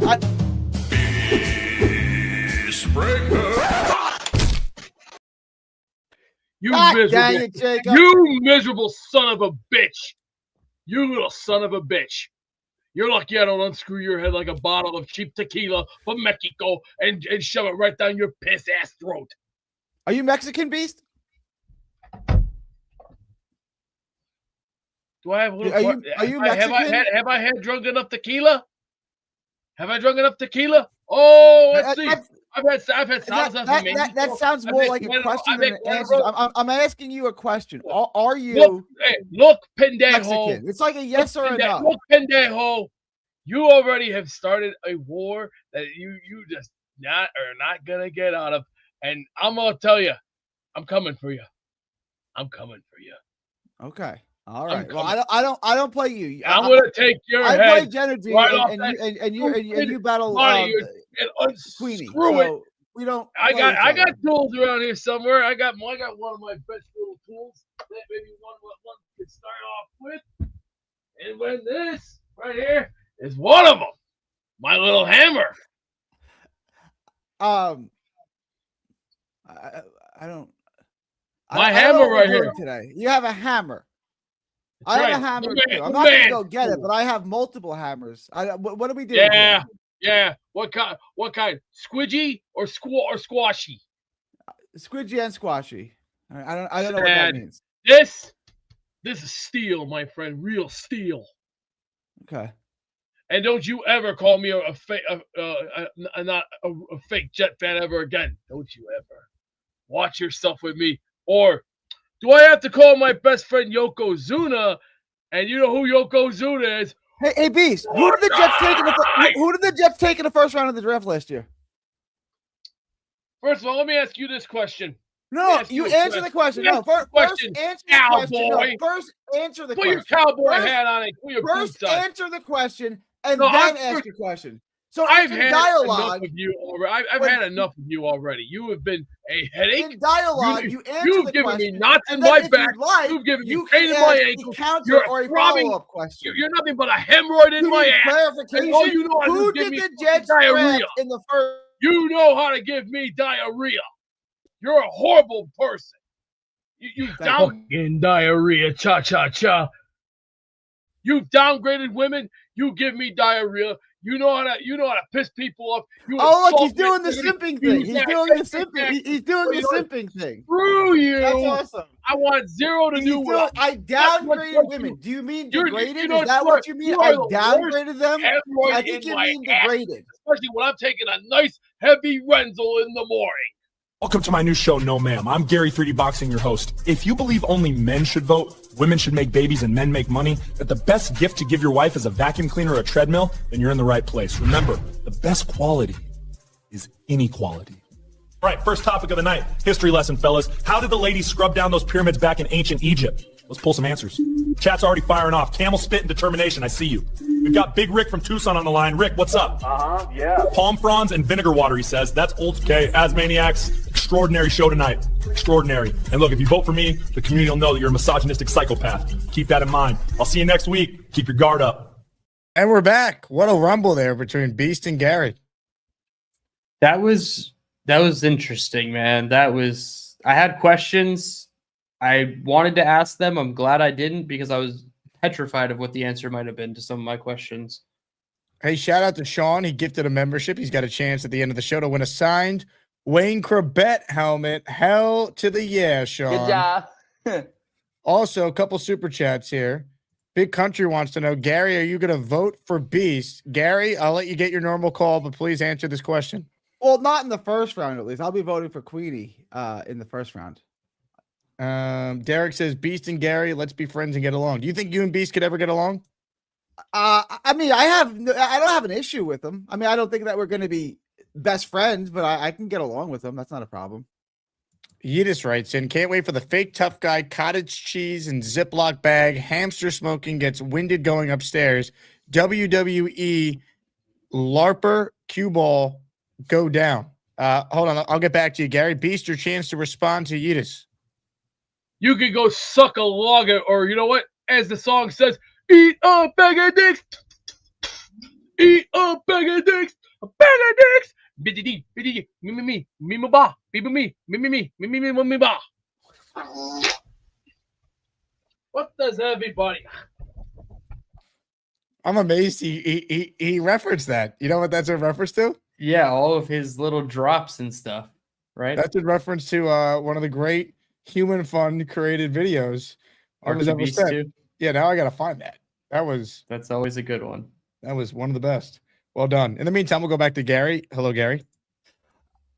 Eat a Bag of Dicks. That's a song. I'm not familiar with like popular music these days. It's not. No, it's not a real song. It's the Jake Asman song from when who was it? Big Fella sent Beast's care package of things that included penis-shaped candies, and then they started the song "Give Me a Bag of Dicks." Jake, when someone asks you what you do for a living, what is your YouTube show about? Do you just say it's a Jet show, or do you? I say it's a Jet show and a show about the lives of Jet fans. Oh God! It's a good answer. It's a good answer, Jake. It's true. So I got a couple of things. I don't know why I keep wanting to call you BT, like Brandon Tierney. I don't know why. You kind of look like him a little bit. I don't know. And then your initials are kind of like his, but not. I was just about to call you Brandon Tierney and BT. I don't know why, but I was. But nevertheless, should I be insulted? I don't know. I don't know. It's not. I feel like he's an alright guy. He's an alright guy. He's an alright guy. Yeah. You give much better takes than good work. You've been putting out a lot of content on your channel. Good work, Dylan. I Good work. appreciate Success that. is nothing less, my man. That channel's doing. You give good content. Your channel's doing well. Thank you, all Gary. right. First on Geno Smith. I wanted your take on this. To me, like it's fine. You've traded little to get little, right? Like it's almost like a nothing trade to me. So like I didn't want Geno Smith, but like this is not suggesting that he's the answer. It's just saying he's going to be a quarterback in the room, right? Am I? This is 3.3 million. He's going to probably get the first chance to start, chance to lose the job, quote unquote. But it costs them nothing. And if he didn't make it to week 1 of the regular season, they only owe him $3 million. So like, it is what it is. They moved back 20 spots in the draft. I can't be mad at it. It wasn't my first choice. Kyler or Kirk were my first choices. But, I mean, I can't be mad at Geno. It's a low risk, medium reward is how I've been kind of phrasing it. It's a low risk financially. You don't owe him anything in the future. And it's a medium reward because at best you're getting a player who's going to get you to like, 3-2 or 4-2, right? And then who knows what happens from there. But I feel like he's a floor raiser as one of probably 2, if not 3 quarterbacks who are going to play for the team this year. Now, if he gives you 17 games and you want to pivot because not necessarily because of health, but because Ty Simpson hasn't played and it's week 13 and you're not necessarily competing for the playoffs, what have you, then you make that switch. But Geno probably is the closest they were going to get to a full 17-game season if that was the path they wanted to go down. By the way, Tony Adams just signed a 1-year deal with the Titans. It really is insane how many former Jets are going with Saleh. And that's another jersey. So, like, in the last 12 months, my D'Lo jersey, my Cam Thomas jersey, my Xavier Gibson jersey, my Tony Adams jersey, and my Jesse Winker jersey are all obsolete. Like, what are the odds of that? Shout out to Tony Adams. That's crazy. I mean, you getting a Tony Adams jersey in the first place, I could have told you that was not going to last a long time. He was here 4 years. He was there longer than any of the other guys I just named on that list. Well, the owner benched him, and somehow he survived Sauce and Quinnen and all these guys. It's insane. Did you have the jersey before the owner came out and said we got to bench Tony Adams? Yeah, I did. I had it.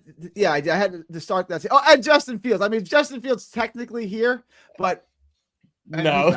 Yeah, that's 6 jerseys that have got obsolete in 12 months. You know what? I can't look at you anymore with your jersey selections. Enjoy this one, Gary. I'm Beast Breaker and I love Harry Potter.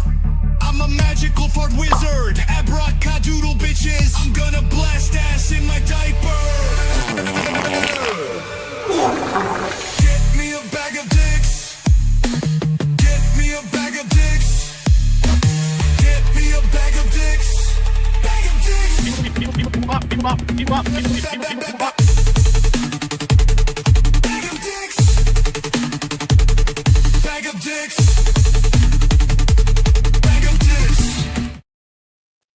Great memory, Beast. For Gary, there's going to be the end for you. I'm coming for you. And I'm putting a bullseye. I'm starting at $100,000. What does that mean exactly? I'm coming for his head. Yeah, but what does the 100K figure have to do with anything? It's over for him. He's done. I'm going to put him under 10 feet enough to make sure he don't escape. Right, but what's the 100K figure? Like, what after happened? 15 months of his sloppy, soggy, arrogant life. Oh, let's see, downgrading women, telling me I'm taking his taxes and insulting my integrity and everything else. This boy has to learn that pain comes a price, and everybody's got a price for the $1 million man. Beast, you should not look past Leany tomorrow. I was just going to say, are you worried about Leany tomorrow? I already prepared to drop the nuke. I'm prepared, and you can refix that picture because that ain't me right there. That's a Figma. No, that's you. That's what Gator said. No, it's not. No, it's not. I'm not. I already have long hair, and I'm already that sexy enough. I look like Phil Osborne from Cowboys from Hell. And if you don't remember that album, maybe you should take a look at the album because there's going to be violence. I don't think you should overlook Leany. She's a fierce competitor. There's going to be violence. There are going to be some tables. There'll be some ladders, some canes. You realize people vote in a YouTube chat. There's no violence. You can tell he's watching ECW right now. You want real pain? Well, get ready. The ECW train is coming in, and it's coming with force. Diamond. We're never gonna get a straight answer. I hope that Beast stocked up on those $1,000 lidocaine patches because Leany might leave him in some pain.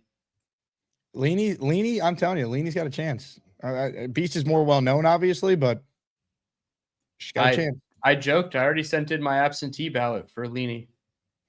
Mike Perez says, first time viewer clicks the show based on the title, sees this. I always laugh. And I get a kick out of it. Now, YouTube very quietly changed their algorithm where live streams basically just hit your current subscribers more than new viewers. And that's why I've been posting a lot of videos and segments from the show to reach more people. Yep. To accommodate for that. But yeah, I mean, we get people all the time being like, I just put it on. What the hell is happening? I'm like, oh yeah, welcome aboard, baby. You never know what you're going to see. Don't let go of the rope. What rope are you talking about? This whole team looks like it's shot to shit. Who the hell you think you are? I am. Mike, you're in the raffle for 2. Yedis says, Beast, wouldn't that require you to leave your mom's attic? Yedis, appreciate the super chat. Let me hit some of these calls here. David Aaron is next. Hello, David. Hey, how you doing, Jake? What's up, David? I'm voting for Team Leany. I got my 4% of support on, and I'm gonna say abracadoodle. Midnight's gonna strike 12. Abracadoodle. Let's go, Leany. Come on, Queen Leany. Thanks, Jake. Asmaniac Madness is underway. Make sure you vote to make your voice heard. A lot of love for Leany. I believe our next caller went head-to-head with Leany in the opening round last year. My name is Lumpy, not Lumpy. I'm not De Niro. Just call me Lumpy. I had a mullet the last time the Jets were winners. Don't call me Lumpy, 'cause I'm friggin' Lumpy. Let me tell you, Jake, I'm laughing my butt off again. I forgot about all those videos. I wanted to talk Jets, but boom, you take me to a different direction again. This is hysterical, man. It's funny. Dylan, I haven't talked to you in a while. Dylan, how you doing? I think everything's great. How are you doing? I'm doing really well, Lumpy. I'm glad to see you. I love that intro because it's not Lumpy, it's Lumpy. It's great. Yeah, David's a master, man. I love it. You see the pictures in the background? He's got that with me and Coach in the back. That's classic. That's what Gators the man. This whole community is absolutely ridiculous. It's fun. You never know what's happening. You know what's coming around. That's why Jake is the man. He just, I don't know what it is with him. He attracts everybody and anybody, and yet everybody's still great, and we're all like a community that respects each other most of the time. But it's crazy. It really is crazy, and I love it. I couldn't wait. I was driving home listening to it. I couldn't wait to get on. And then you pulled that. I was actually tearing up again. I haven't seen that in a while. So that's some good stuff, Jake. I wanted to talk that stuff, but with the whole morph now, with the whole Geno thing and the way he came on and the way he was speaking that he's going to be the starter. He's like taking this job as the starter, right? So there's that part of it. I was hoping that they were going to do something with Bissett, but the way he's speaking, it seems like that he was talked to in a different manner. That he was going to compete for the starting job, or at least he thinks it's going to be the starting job. I don't know what it is. Listen, we're all Jets fans. We're going to root for him. I hope we get somebody better in the room with them. Wentz looks like it's not a deal, right? They're saying about Wentz not coming. Am I right? Am I wrong? Yep. Yeah. So, I mean, Dylan, who's your second who we're going to get before maybe in the draft? It's not really like I absolutely need to have this guy. I'm just trying more so to be right in my prediction. I think it's going to be Andy Dalton. I think they're going to either release him outright in Carolina because they just signed a backup. Jake can maybe look it up and help me. I think Case Keenum signed with the Bears, but somebody signed to Carolina, and I think it would make Andy Dalton available for the Sam Jets. Howell? It might have been Sam Howell. Yeah, thank you. So they did sign somebody to be the potential backup there. So I would say last time we played a game? I'm not sure.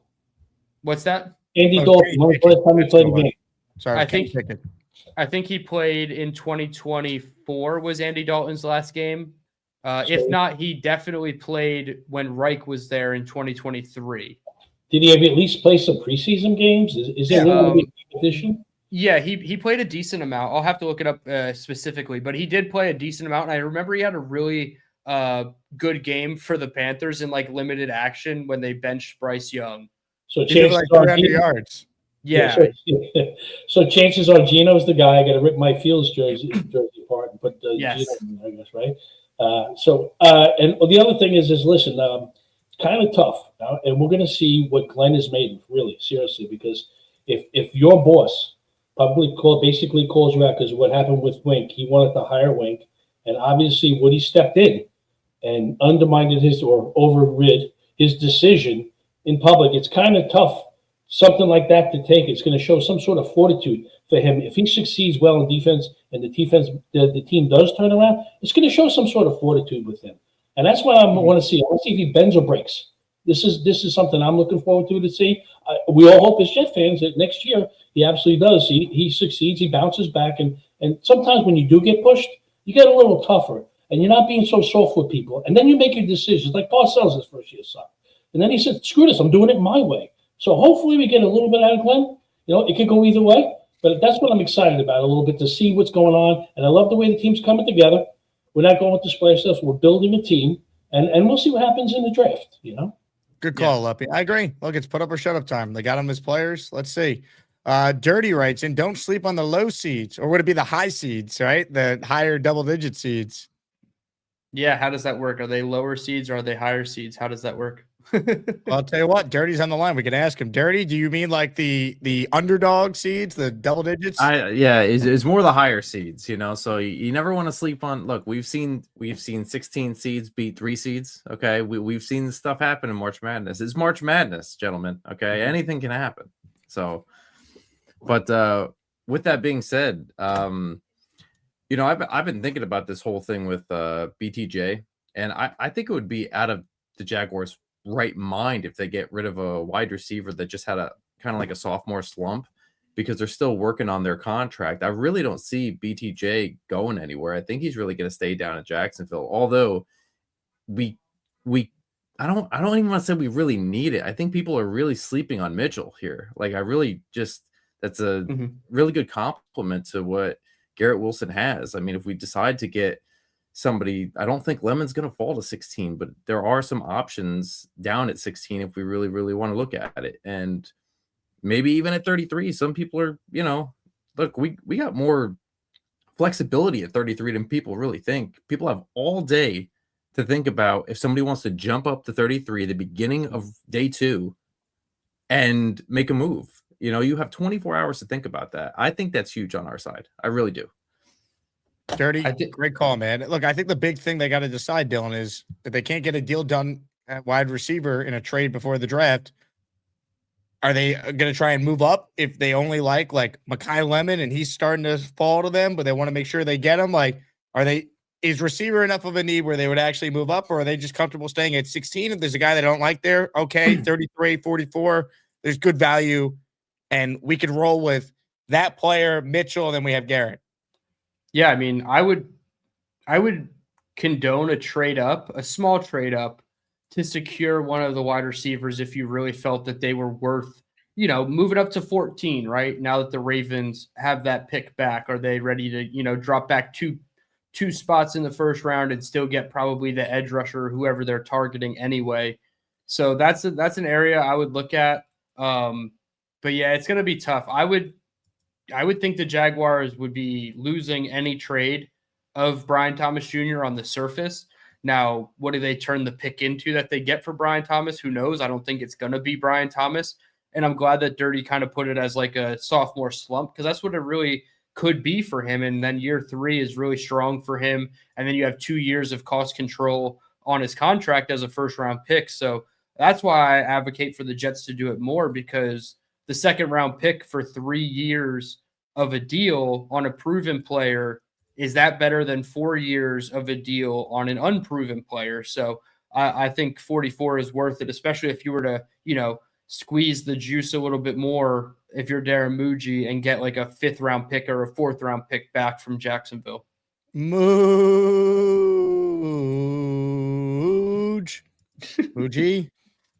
All right. More of your calls right now. Carlos is next. Hello, Carlos. What's going on, fellas? What up, Carlos? How we doing? What's going on? Dylan Ferriman. Doing all right, brother? I'm well. How are you, man? You call him Ferriman? Sorry. Is that an F or a T in there? Ferriman, Yeah. my bad. My bad. You good, DT, bro? my bad, DT. You good, bro? All right, Dylan.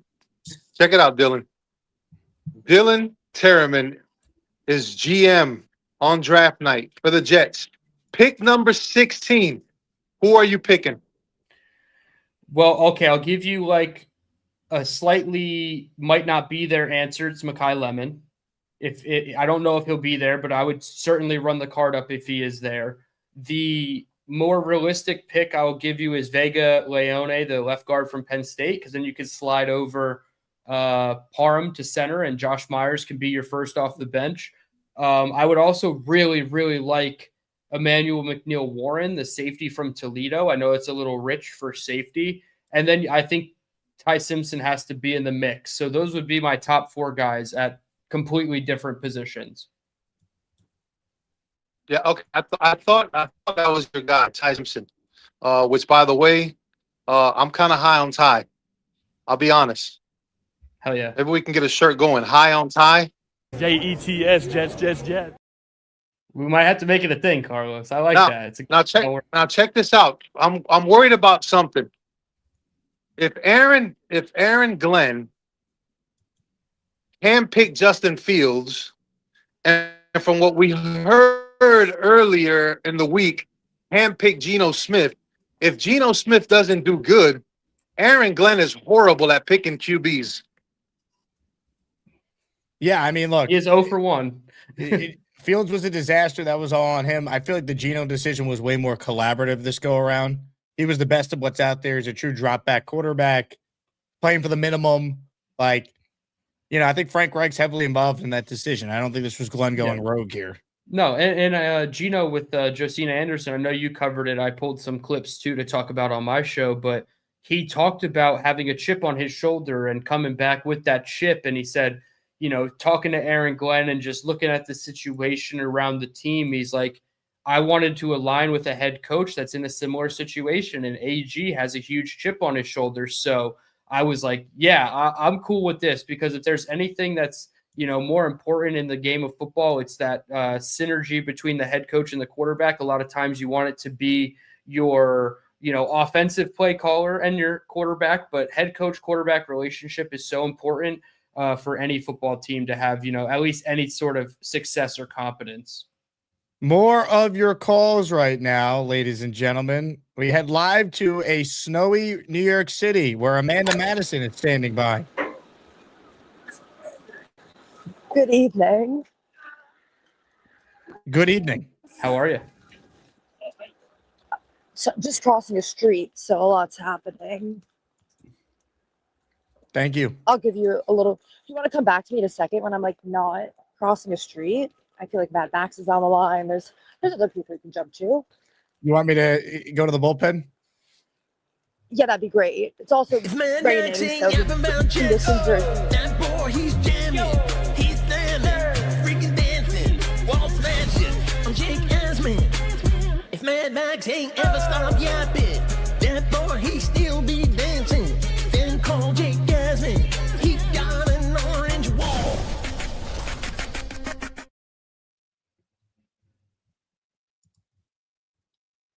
Can you hear me?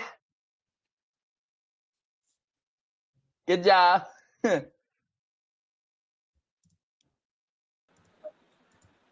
Mad Max is down the line. I guess. Did you cross the street yet? I did, but now there's another one. Great timing. So glad you came back to me. Great umbrella. This one's- Gustbuster.com. Get a Gustbuster umbrella, people. You beat me to it. I was gonna say I got this recently, and it's been life-changing. It's very aerodynamic in its design and really well thought of. I think whoever found it and patented it was very, Good job. very much onto something. Maybe even a high achiever, as Dave Brickle would put it. Good job. Is it still snowing, or has it turned to rain now? It's a cold rain. That's Wait, awful. also, Jake, can you put you guys back on the screen? Why does it have to be just me? I feel lonely. I don't really feel like it. It's cruel. Okay. Ask nicely and I'll do it. Can you please put you and Dylan back on the screen? If you only want to put Dylan, that's cool with me too. I knew he was going to do that. God, you literally had the lowest hanging fruit and he takes it. How's it going, Dylan? It's going well. Good job. What do you think? What do you think of all these additions? Are you happy with maybe the little bit of progress the team has made over the last couple days? Sure. I feel not great about Geno and Reich, but the pairing's okay with me. And I guess other options that we were choosing from, it's one of the better ones. I definitely don't want Carson Wentz. And I guess I think that the game for Cousins would have been nice. I don't know why he wasn't put in the conversation.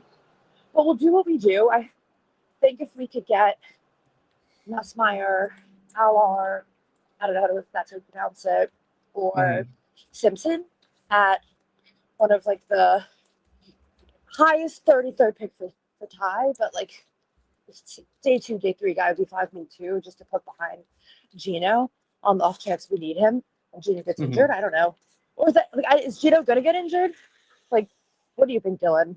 He's usually relatively healthy, but then again, we are the New York Jets, and there's a good chance that even the most healthy of people can get hurt playing in MetLife for the Jets. So it is going to be interesting. I do think of the choices, he gives you the best chance to play at least a consistent level of football for 17 games. Like Kyler Murray is highly volatile, probably isn't going to last. And then you have Kirk Cousins, who's probably not going to be healthy for a full season either. So let him go play in a dome in what's probably going to be Las Vegas. What do you guys' opinion on me doing a backflip through this orange wall? What's up, Asmaniacs? How you guys doing today? Can you hear me? Is the big Good fella on the job. line or Beast Breaker? Because Amanda Madison, what's going with you today? How you doing today? Mad Max, it's a pleasure. Dylan, did you know that me and Mad Max met each other in person once at, I think it was like a playoff game. The Jig has a meetup event. Amanda, how's New York City been? How's Squared, if memory serves? Amanda, how is New York City? How's New York City? Max, any thoughts? Oh man, Amanda, how's New York City? I'm gonna be there. I'm gonna be there tomorrow for spring break. We got a little fun. Can you guys hear him? Because I can't. I can. Amanda, is your Wi-Fi that bad? The I can was amazing. I can hear myself. Can you guys not hear him either? We can hear everything. We hear him. We can hear you. I can hear you, so. Amanda. Why does it keep happening to me where I can't hear certain people? So I can hear both of you, just not him. Stop calling it from your phone. That's your first problem. Wait, but do you not see like my addition? I'm using a mic. I can my audio Amanda, I can quality hear in honor you. of Asmaniac Amanda, Madness. can you not hear me or something? Seriously. Amanda, like seriously. So because I know I'm going to be on the move because your calls directly conflict with my coming back to the city, like my home travels. So I've prepared. I got mic'd up. I'm gonna do I'm planning to do The like a big fella, rogue interview. I'm hoping to go get I'm Mad gonna Max. find someone Can we get Big Fella on the line? Shut Can we up, get- Mad Max. Good God. Attack them? Is it bad I couldn't hear him at all? So I'm just No, it's a going very over good it? thing. You're actually the lucky one here. Max, I'll come back to you. Stay right there. Hashtag blessed. Good job with the mic, though. That you do sound a lot clearer. You do. I was gonna ask, is it making a difference? And we don't hear the city behind you either, which is kind of crazy. Oh my God. Well, look at me go. Vote for Amanda Madison, seed 9 against Jordan in the extraordinary region. Good call, man. Well done. Appreciate the effort with the mic, the Gustbuster umbrella. All right. Now we go back to Mr. Good job. Max. What's up, Asmaniacs? How you guys doing? Is the big fella or Beast Breaker on the line? Why do you call in and demand other people to be on with you? I mean, because the big fella thinks, oh, I'm not gonna be running the Deadly Alliance region. How about you just call in and your calls stand on their own? Yeah, let's talk about the Jets. So we got to get some players. Ladies and gentlemen, sports fans of all ages, welcome to the event of the year, the moment you've all been waiting for. This is the Asmaniac Rumble. Welcome to hell, asshole. What's up, Thunder Beast? How you doing today? First of all, are you excited? Shit. Shut up, clown boy. Wrong house, wrong time.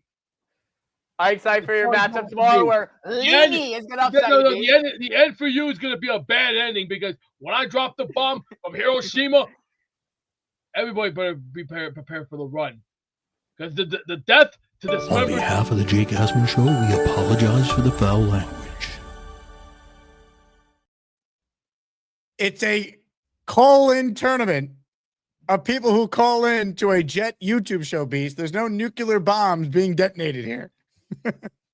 God. I find myself speechless once again on the Jake Asman Show. Literally, people are voting on their favorite callers who regularly call into this show. That's it. There's no violence here. That's how this tournament works. That's it. It's a peaceful bracket. Holy shit, look at that beard! He has a beard, he's the man. Ain't no Santa Claus. Papa Jet loves the Jets. He's one handsome son of a bitch. It's Papa Jet. Papa Jet, get us back on track, please. Hey guys, how you doing? What's up, Papa? Hey, first I want to give props to Mr. Brigga this morning. He had an awesome call, so good job, Dave. Now as far as, tell me what you. Oh, before I forget, Jake, where's Coach Cho been? You know, Big Cho has not been able to call in as much. He did send me an email. When was the last time I corresponded with the great Cho? Maybe like a week and a half ago, 2 weeks ago, that he's going to try and call in again soon. He's just been dealing with the rehab and everything going on. Okay, because I got him going to the finals, so I need him to call in. So yeah, But, he emailed me on March 2nd. He says that his neck and back rehab and coaching demands have taken a lot of his time, but he's trying to make it to the draft party in Pittsburgh, which would be incredible if he did. So I hope that happens. Okay. Now, as far as the draft, I don't know if you guys would agree with this, or most of the chat probably won't, but I was thinking about maybe Reese at 2 or Bailey, kind of leaning towards Reese now, but what about that tight end out of Oregon at 16? Kenyon Sadiq. I mean, he'd be a fun player. He tested out of this world at the combine, and when you put on his film, he's a really good, pass catcher. He's okay at blocking in line, but I think he's better suited blocking in space. I don't know how much Frank Reich likes to run 12 personnel with 2 tight ends on the field. He might just be like an 11 personnel at like 77% of the time type of guy. So they might not want to allocate to a tight end, but I think you have to look at him as like more of a power slot where he's like a wide receiver in a tight end's body, so to speak. And I think you could get away with it as your third receiver option, sort of like a Kyle Pitts, right? He was just tight end in name. He was pretty much a receiver. So that's how I feel about Sadiq. And it would be interesting at 16 for sure. I'd be a little surprised, but I do think it's not a bad call out, right? If the board falls in a certain way. Yeah. Because I think Taylor's going to be good. I think he's showing good hands, and I thought he did pretty good last year. The only thing is he's got to stay on the field. But I was thinking you draft the kid from Oregon with Taylor on the field at the same time. We can still draft a good wide receiver in the second round, and then you got Brees, Garrett. I mean, to me, that sounds pretty good to me, Yeah.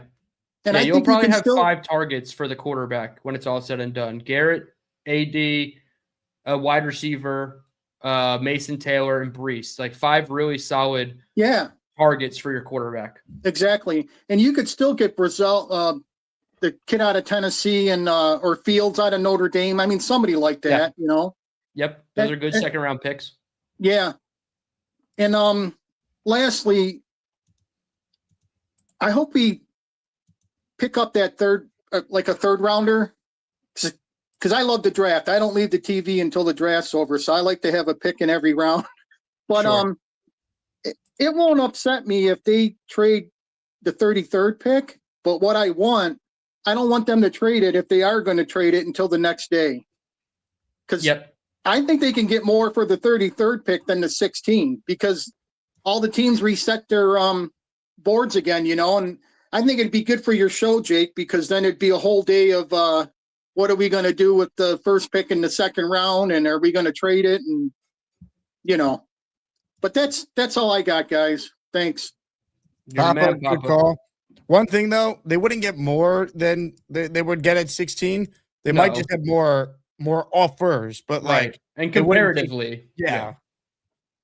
So the a little distinction there. The lump man in the raffle for 5. We are counting raffle names. Home stretch of the show. Only got time for a few more calls. So if you want a chance to win a Wayne Corbett signed helmet, gift the membership. JETS, Jets. Luppy, you are in for 5. All right. Amanda Madison said she forgot to endorse someone at the end of her call. So Amanda, go quick. What do you got? Hi. My final parting note of the evening is I'm, as much as me and Beast have, built rapport, he's a great dude. I gotta root for Leanie in that matchup. She's the nicest, sweetest woman. I can always meet her. And Good God. Why would 4% go on a run? Am I right? Right, that's all I Asmaniac got for Madness you is guys. underway. Make sure you vote to make your voice heard. A 16 versus 1 tomorrow, and everyone is closing in on Leany and Beast. All eyes will be on it. Can't wait. Super chat from the big fella who says, Mad Max, you'll never be the leader of the Dangerous Alliance. A villain such as yourself isn't that guy, bro. Mad Max joins us now. Mad Max, your response. I mean, big fella, you really think you're going to be running the Dangerous Alliance? Look at me. I'll be marketing this event. You know me. You're just jealous. I'm going to be marketing this. I'm going to be in New York City over spring break, so I'll be marketing this matchup. Like big fella, you're just jealous I don't have the connections. Because big fella, I'm going to be in New York City over spring break. And 13th to 18th. Can you hear me? And Astoria, Queens for serving for New York City. Good job. So I will be marketing this event to all the Asmaniacs in New York City. I really don't know what any of that has to do with anything, but thank you, Mad Max.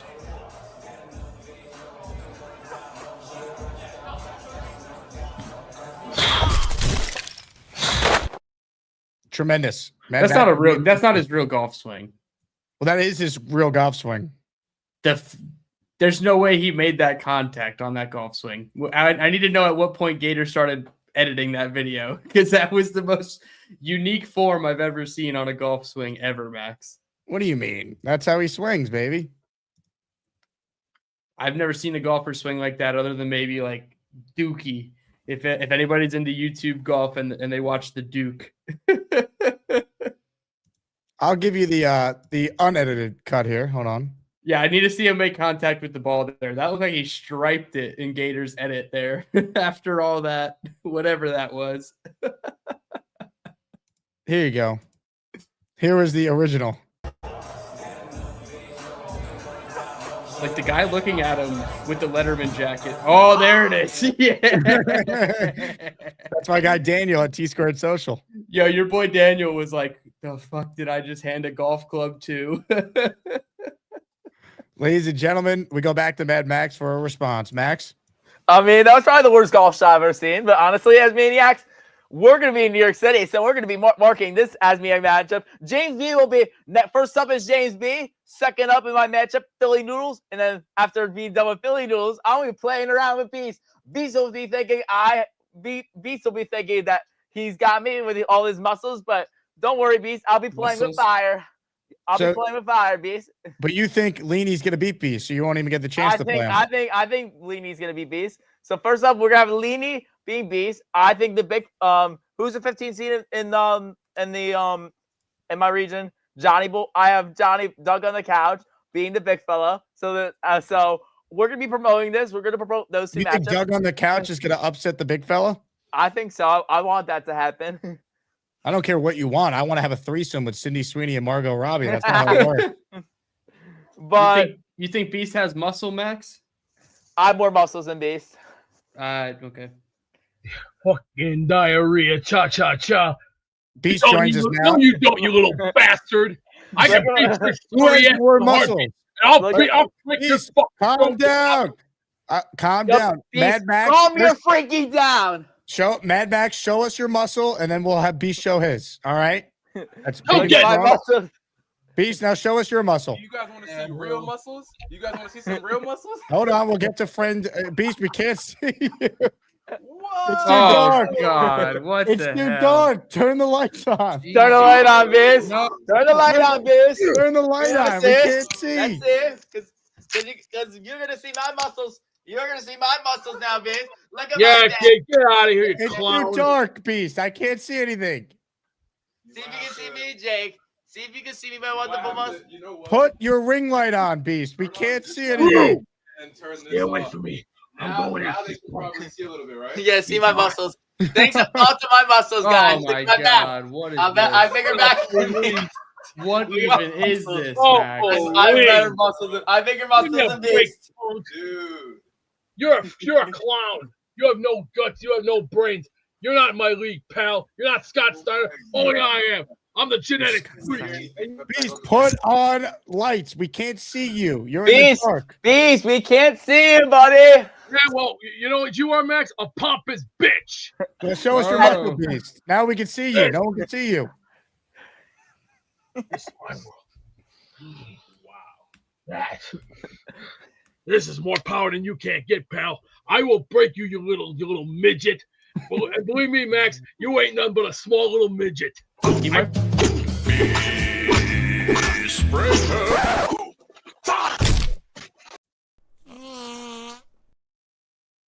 Dylan, who won the muscle off? Everybody but the Asmaniac community won that muscle off. Ladies and gentlemen, today's closer.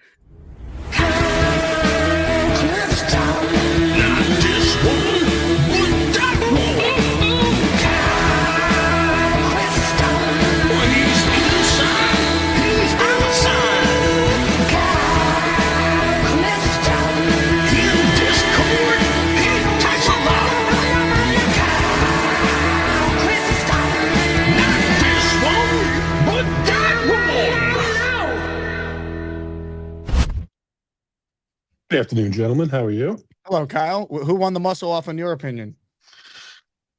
A beast. Beast won the muscle off. When I saw Mad Max take his shirt off, it reminded me I have to pick up some pipe cleaners for my kid's art project. So, yeah, I mean, Beast is certainly a little bit more muscular than Max.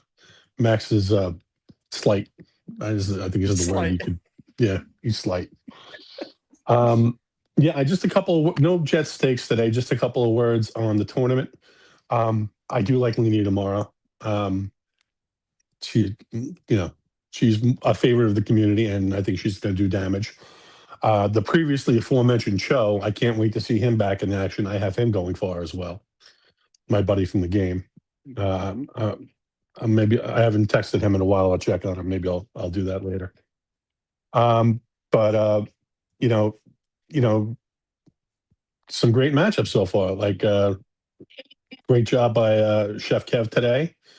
And and look, do we have a score in the late matchup so far, or do you want to wait until you can give a final there, Jake? No, Neil's up 70-30. So voting's about to end. It feels like Neil is going to win. I don't think anyone's surprised. Rich had a great call earlier, and Neil, a fierce competitor in your region, Kyle. He's the 2 seed for a reason.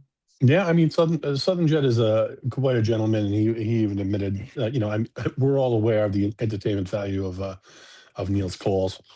So, a great tournament so far. It's shaping up. I just want to take a couple of minutes here to beseech the Asmaniac community to stop Lane Kerner.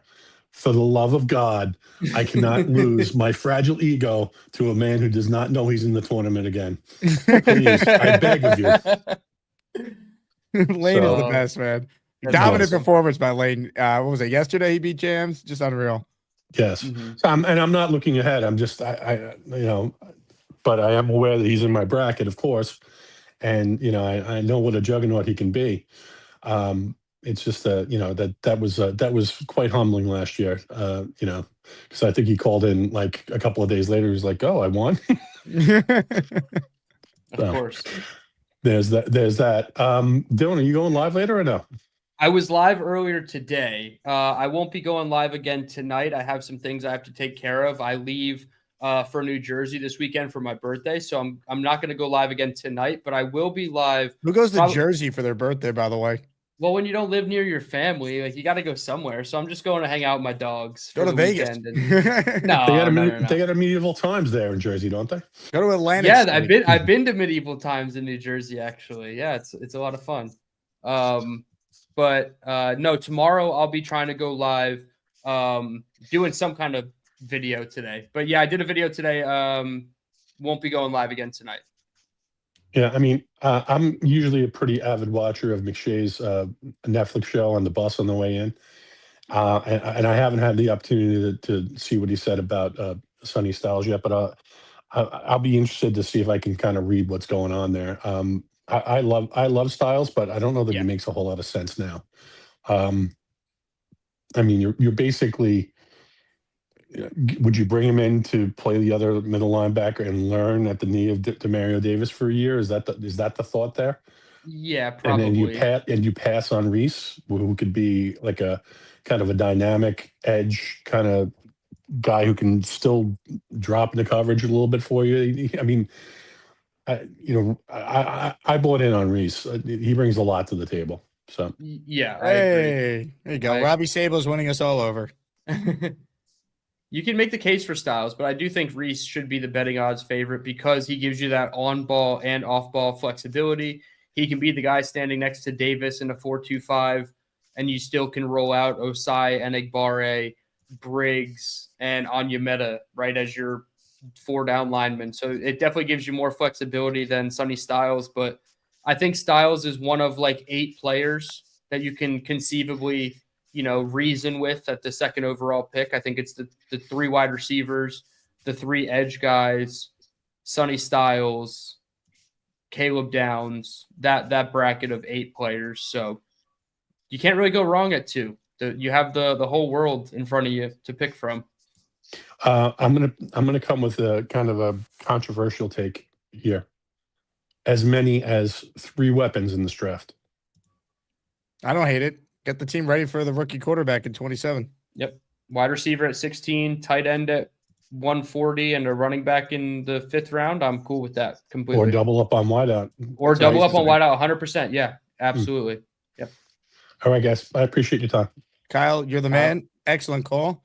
If anyone ever asks what the Jake Asman show is like, show them this image. Oh, boy.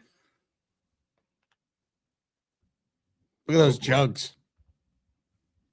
That's a man's man right there. Right, Beast? He didn't even put a shirt on yet. I'm scary enough to take eyes out.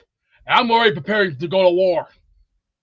Oh, yeah. You think I thought it will definitely take eyes out. For 15 months, I've been violently angry because let's look at what I've lost. Let's look what I've lost. I barely don't have a family anymore because they all turn their backs on me because they don't care. All they think about themselves and their ego and their pride. And then I come on here and I get kicked in the nuts by a bunch of clowns. And now I'm getting a little bit of attraction, but the war has just begun. Beast, you realize you're a 1 seed, right? Like you wouldn't believe. You're a number 1 seed. Yeah, well, that picture looks wrong. I got long hair. I'm twice as sexy, and you better fix that up because very nice. You think this is over with?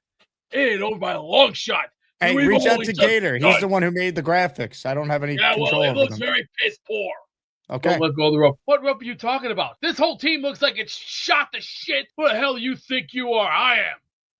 All right. On that note, couple super chats. But first, let me shout out Paul Faz. He's entered the raffle for 5. Let's go, Paul. Show me the money. Show me the money! Money.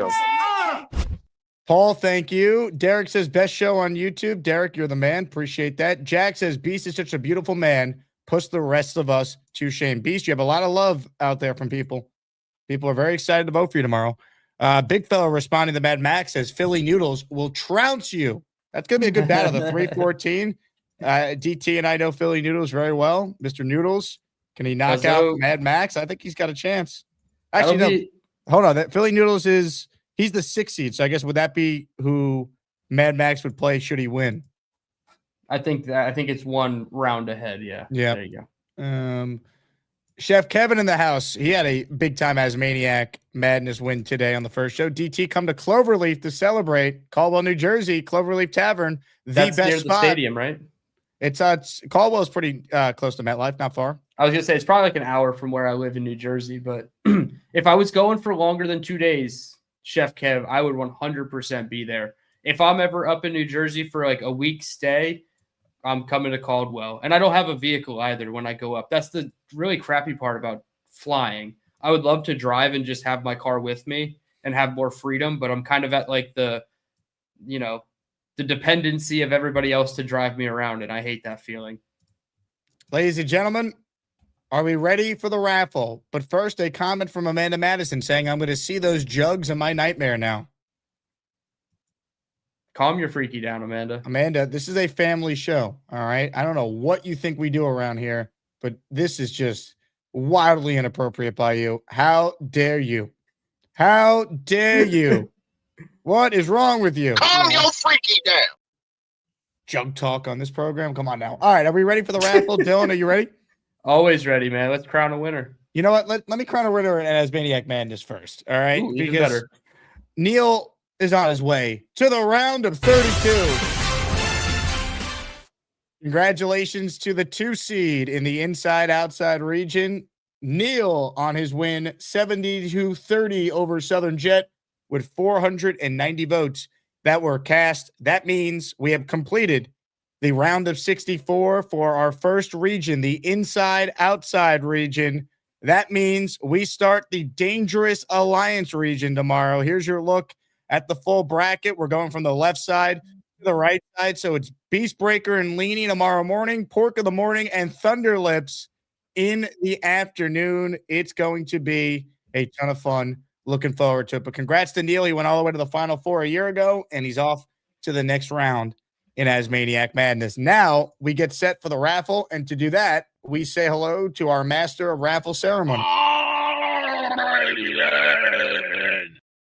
Team Taz, ECW is about to say, Wheel of Champions. Let's effing spin the wheel. ECW. It's time to announce the winners of the weekly Asmaniac Raffle. Let's spin the Jake Asman Show Wheel of Champions and find out which Asmaniac is winning an epic prize. All right. On that note, thank you, Beast. Let's spin the Wheel of Champions, shall we? Only one can win, but we're all winners around here. And everyone who entered across our 2 shows today, you're in the weekly raffle, which will be during our second stream tomorrow afternoon. We're giving away 4 signed jet-related items this week. So good luck to everyone. Oscar wrote the AI recap. Oscar, I can't see it on my end, so someone type out what the AI recap was, because I'm sure it's absolutely hysterical. On that note, let's spin the wheel. If you win, email me. Otherwise, I can't get you your prize. You have to email me, asmanjake@gmail.com, your name and address, so I know where to send the signed helmet to. Shuffle the names a couple more times. Here we go. The winner is...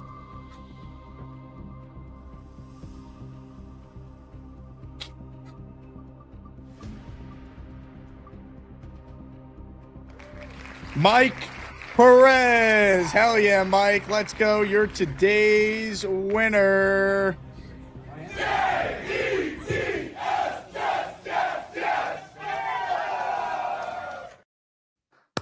Congrats to Mike, longtime listener of the show. Great dude. Shout out to Mike and his wife, who I know also is a regular consumer of the Jake Asman product here. DT, awesome show. We covered a lot. We did a ton of football, and then Beast and Mad Max and Gary were Beast, Mad Max, and Gary. Fun show. Where can people find the Dylan Tereman experience? Yeah, this is a pretty on-par episode for the middle of March on the Jake Asman show. As for my content, at Dylan Tereman on YouTube, you will find the Dylan Tereman football show.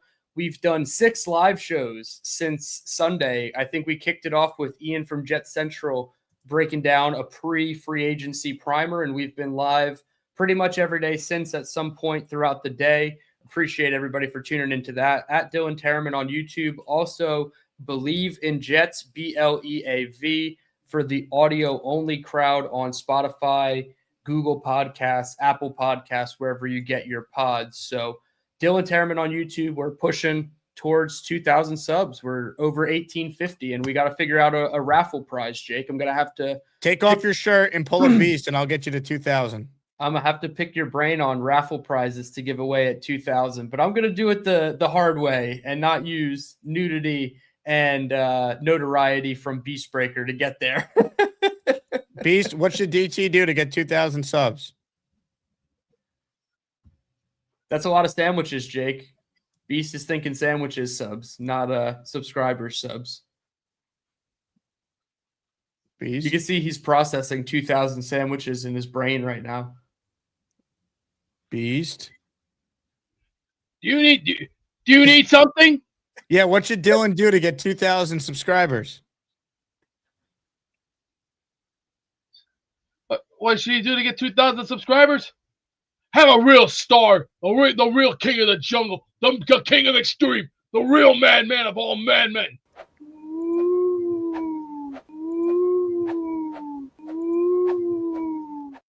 Basically, you got to have Beast on. That's the key. I know. I will tease Monday is my episode for the alternating streams with Buffalo Jet Fan. Monday is also my 31st birthday. So in honor of my birthday, it is going to be the inaugural call-in version of the Dylan Tereman football show. Oh, I'm definitely going to call in. Yeah, that absolutely. I'll send you the link privately before we open the floodgates. Hello, Dylan. This is God. I was going to say, is God calling my episode? That'll be great. I always wanted to talk to God on my birthday. You need God. I've seen what you've done. I watch you from above, you sicko. I need Jesus in the worst way. So Monday on my channel with BJF, the call-in link will be pinned at some point in that episode. It's probably going to be like 2 hours long. So we'll get in a lot of callers. Yeah, love it. He's Dylan Tereman. My name is Jake Asman. We're presented by FanDuel. Get the latest odds from FanDuel, including those aren't odds, including the fact that the New York Jets are plus 25,000 to win the Super Bowl. So we figured it out yesterday. $100 to win 25K if you think the Jets are going to win the Super Bowl over at FanDuel. All right, that does it for me. That does it for DT. Thank you again to everyone who tuned in. If you missed the Joe Badingo show, check it out. And a little breaking news at the end, no surprise. Kyler Murray officially did sign a 1-year deal for the minimum with the Minnesota Vikings. So Kyler off the board for those who've been following NFL free agency. He's DT. I'm Jake Asman. Thank you to everyone who watched. Like the video. Make sure you're subscribed to the channel and be like Dylan. Flop, flop, flop, and flop some more. Marcelino McCrary Dill. All right. Me? Just hanging around. Face the other direction. So you see my ass? Exactly. What are you doing? What are you doing? Huh? You guys win. Alex says Charles was better. I forgot we got Gorman to do that too. Gorman didn't use his legs. Oh. I'm reading the comments. They're all positive. Oh, hi. Jake wants me to ask you to click on the like button. That's right, Lane. And if they don't subscribe to the Jake Asman Show, this team may never win another game. Let's go, Jets.